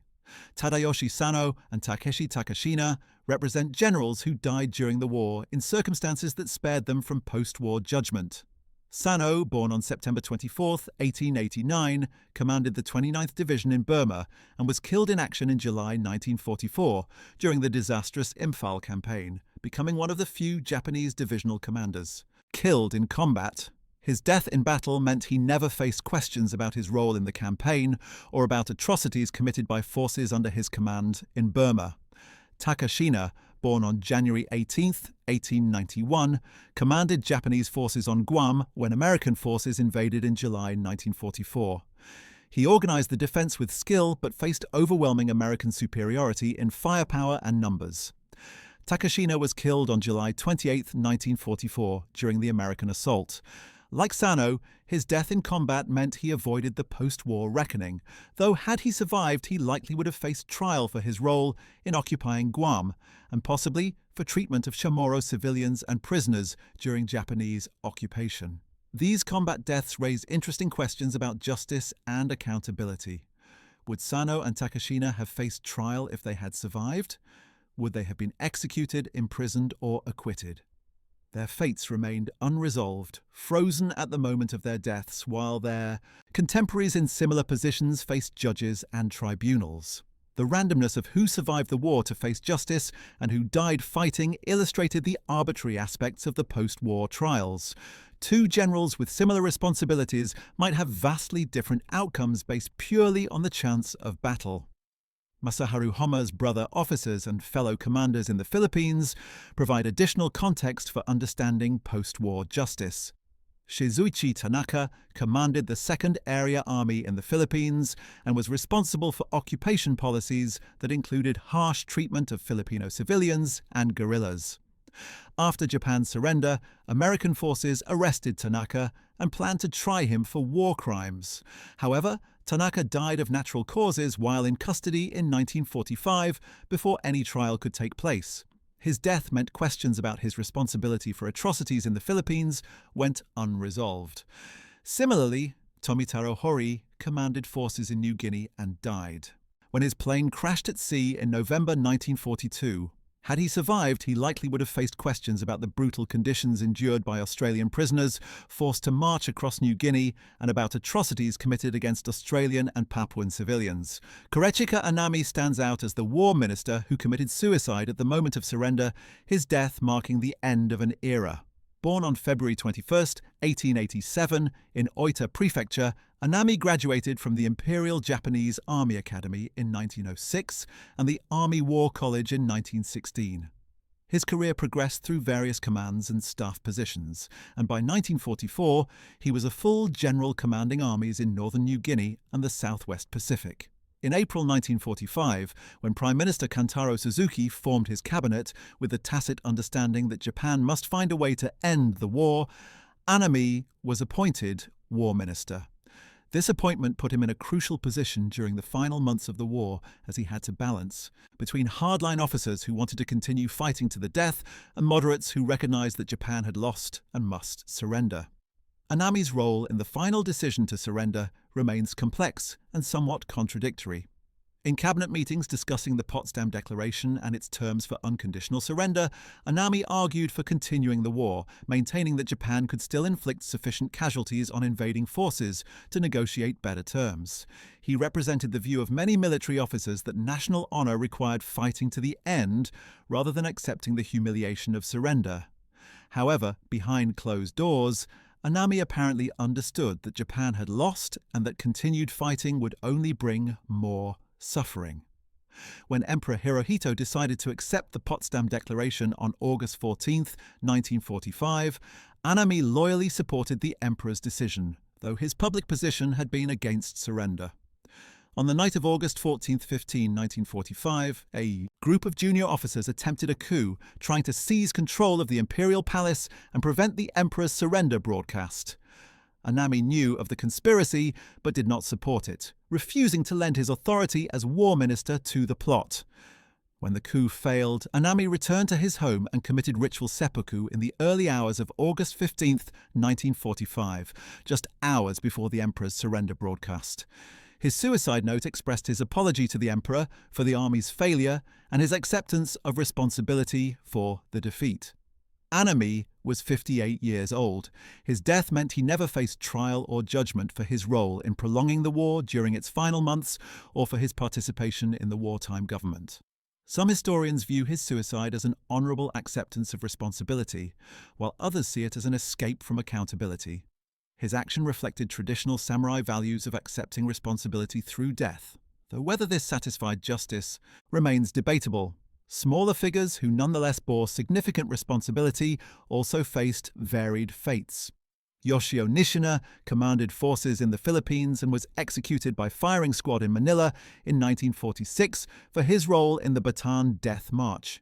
Takashi Sakai, military governor of Hong Kong, was tried and executed by a British military court in September 1946 for his brutal administration of the occupation and for ordering the execution of captured British officers.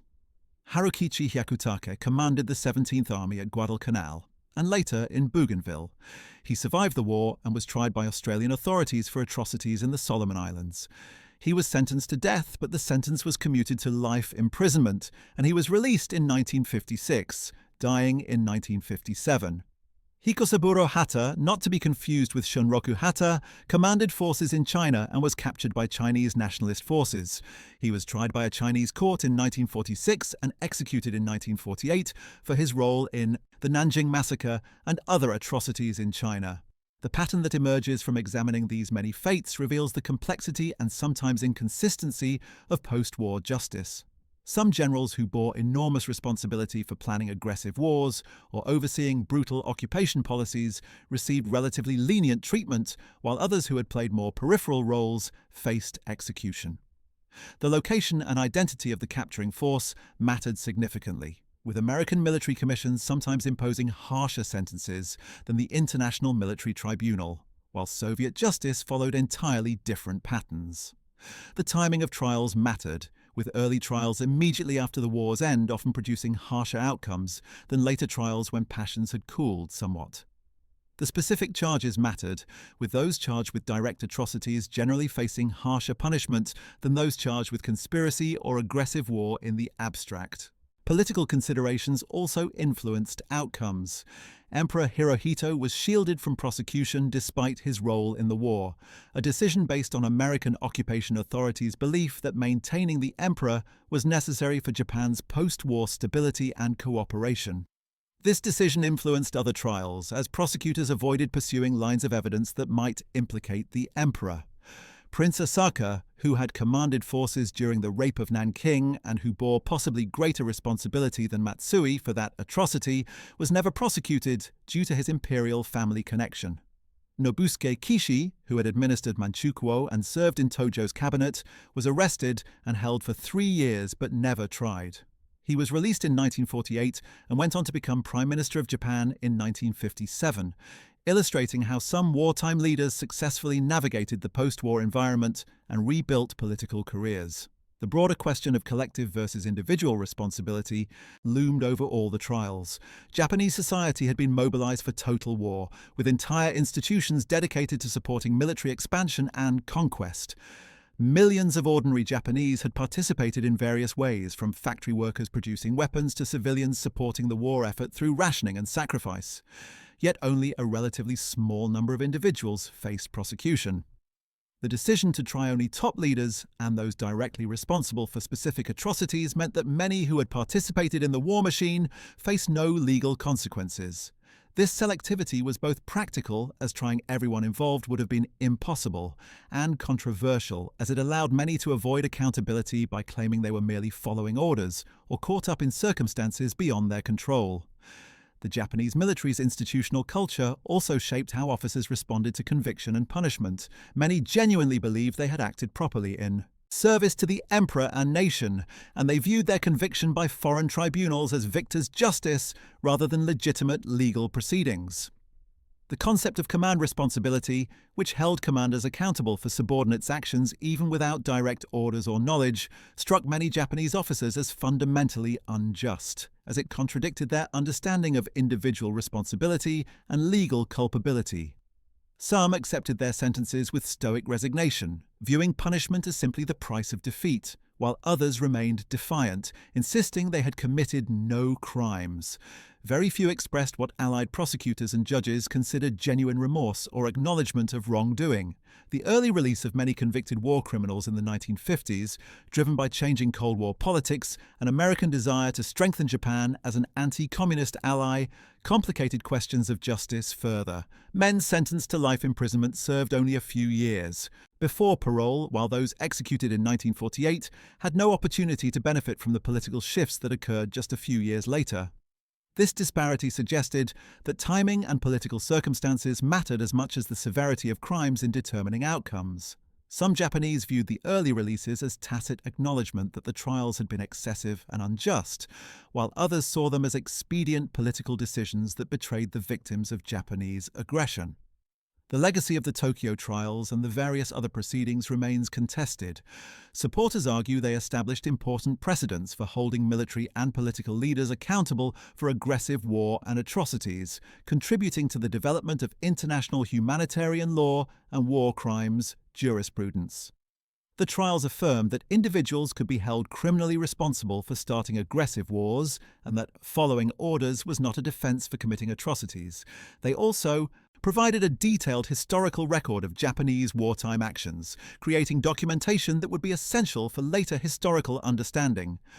Critics point to inconsistencies in sentencing, the protection of some perpetrators for political reasons, the exclusion of Allied war crimes from consideration, and the application of law retroactively to actions that were not clearly criminal when committed.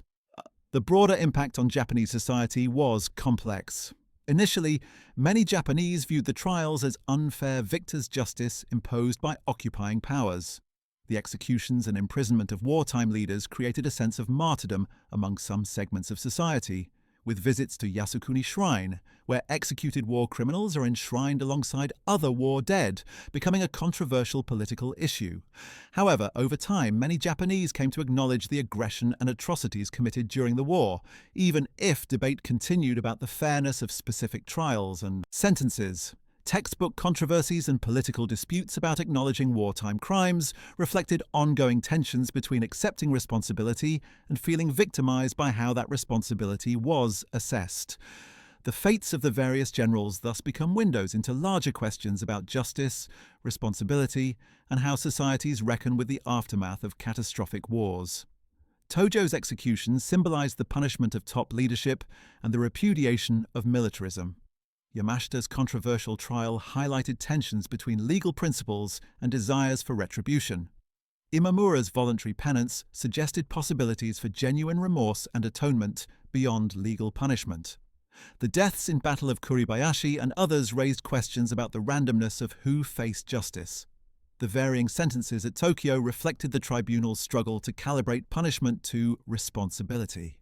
The Soviet trials of Kwantung Army officers demonstrated how different victors approached justice differently. The early releases reflected how political circumstances could override legal judgments. For the families of those tried and convicted, the experience was traumatic and often involved social stigma and economic hardship. Children of executed war criminals grew up bearing their fathers' reputations, sometimes facing discrimination, and always living with knowledge of their parents' roles in the war and their ultimate fates. Some families maintained their relatives' innocence and viewed the trials as unjust persecution. Others struggled with conflicting feelings, loving family members while acknowledging the suffering their actions had caused. The wives of convicted generals faced particular difficulties, losing husbands either to execution or long imprisonment while trying to support families in post-war Japan's difficult economic circumstances. The question of what justice required in the aftermath of Japan's defeat admits no simple answer. The scale of suffering caused by Japanese military aggression, from the millions dead in China to the brutalized prisoners of war across the Pacific to the devastated populations of occupied territories, created moral debts that no amount of punishment could fully address. The systematic nature of Japanese atrocities, from the rape of Nanking to the Bataan Death March to the horrors of Unit 731, revealed institutional brutality that went far beyond individual criminal acts. Yet the prosecution of specific individuals for these collective crimes always involved difficult questions about how much responsibility any single person bore and what punishment was proportionate. The generals themselves represented a wide spectrum of culpability and character. Tojo and Itagaki were unquestionably architects of Japan's aggressive wars, deeply involved in planning and executing policies that brought catastrophe to Asia. Doihara's intelligence work and political manipulations made him instrumental in Japanese expansion, even though he rarely commanded troops in battle. Matsui's responsibility for Nanking remained debated, as evidence of his actual control over events was ambiguous. Homma and Yamashita were convicted based on command responsibility for atrocities they may not have ordered or even known about, raising questions about the limits of that doctrine. Others like Hata and Koiso occupied senior positions but were not primary decision-makers, yet bore responsibility for policies they implemented. Still others like Araki and Hashimoto contributed ideologically rather than operationally, but helped create the climate that made aggression possible. The diversity of outcomes, from execution to imprisonment to early release to escape through death, reflected not just different levels of culpability, but also the contingencies of who captured them. What charges were brought, what evidence was available, and what political considerations influenced proceedings. A general tried by an American military commission might face different standards than one tried by the International Military Tribunal. One captured by the Soviets faced an entirely different system. One who died in battle or committed suicide avoided trial entirely. These contingencies added an element of randomness to who faced what consequences, making it difficult to argue that justice was consistently applied. The post-war fates of Japanese generals also reflected broader questions about how victors' justice operates and whether it can ever be truly impartial. The trials were organized and conducted by the victors, who selected which crimes to prosecute and which to ignore. Allied war crimes, such as the firebombing of Japanese cities and the atomic bombings of Hiroshima and Nagasaki, were not subject to judicial scrutiny, creating an asymmetry that Japanese defendants and their supporters highlighted as evidence of victors' justice. The prosecutors, judges, and procedures were all controlled by the victorious powers, and the verdicts reflected their conception of justice and their political interests as much as any neutral application of law. Whether truly impartial justice is even possible after a total war, or whether victors' justice is the inevitable and perhaps necessary outcome of such conflicts, remains an open question. The generals who were executed, imprisoned, or otherwise punished became symbols of Japanese militarism's defeat and the consequences of aggressive war. Their trials and punishments were meant to establish that planning aggressive wars, committing atrocities, and failing to prevent subordinates from committing crimes were all punishable under international law. Whether these trials succeeded in establishing meaningful deterrence against future aggression, or merely represented revenge dressed in legal formality, remains debated. What is clear is that the fates of these men, from the gallows at Sugamo prison to the Soviet labor camps to the battlefields, where some died to the quiet retirements of those who escaped or were released, illustrated the many ways that history judges those who lead nations into catastrophic wars. The memory of these generals and their fates continues to influence Japanese politics and society decades after their deaths. Debates about Yasukuni Shrine, where 14 executed Class A war criminals are enshrined along with more than 2 million other war dead, reflect ongoing tensions about how to remember the war and its leaders. Some argue that all war dead deserve commemoration regardless of their crimes, while others insist that honoring convicted war criminals alongside ordinary soldiers insults the victims of Japanese aggression. Political leaders' visits to the shrine create diplomatic tensions with China and Korea, countries that suffered under Japanese occupation, and view such visits as indicating insufficient remorse for wartime atrocities. These controversies demonstrate that the questions raised by what happened to Japanese generals after World War II remain alive in contemporary politics. Understanding what happened to these generals requires examining not just the legal proceedings and sentences, but the broader context of Japan's catastrophic defeat, the occupation and reconstruction that followed, the Cold War politics that shaped post-war Japan, and the long process of historical reckoning with the war's legacy. The fates of individual generals, whether execution or imprisonment or death in battle or survival and release, were products of this complex intersection of justice, politics, circumstance, and the contingencies of who survived and who controlled their fate. Their stories illuminate the difficult questions about responsibility, punishment, and reconciliation that arise in the aftermath of total war and help us understand how societies attempt to reckon with catastrophic pasts. Well, that's it. Thanks for watching. We hope you found this video informative and gained insight into the varied fates that awaited Japan's military leaders after their nation's defeat. If you enjoyed learning about what happened to Japanese generals after World War II, make sure to check out our other videos covering the aftermath of the war and the fate of other Axis powers' leadership. The stories of these men reveal the complex intersections of justice, politics, and human tragedy that followed one of history's most devastating conflicts. Don't forget to like this video, subscribe to our channel, and hit the notification bell to stay updated on more World War II history content. We'll see you in the next video. Thanks for watching.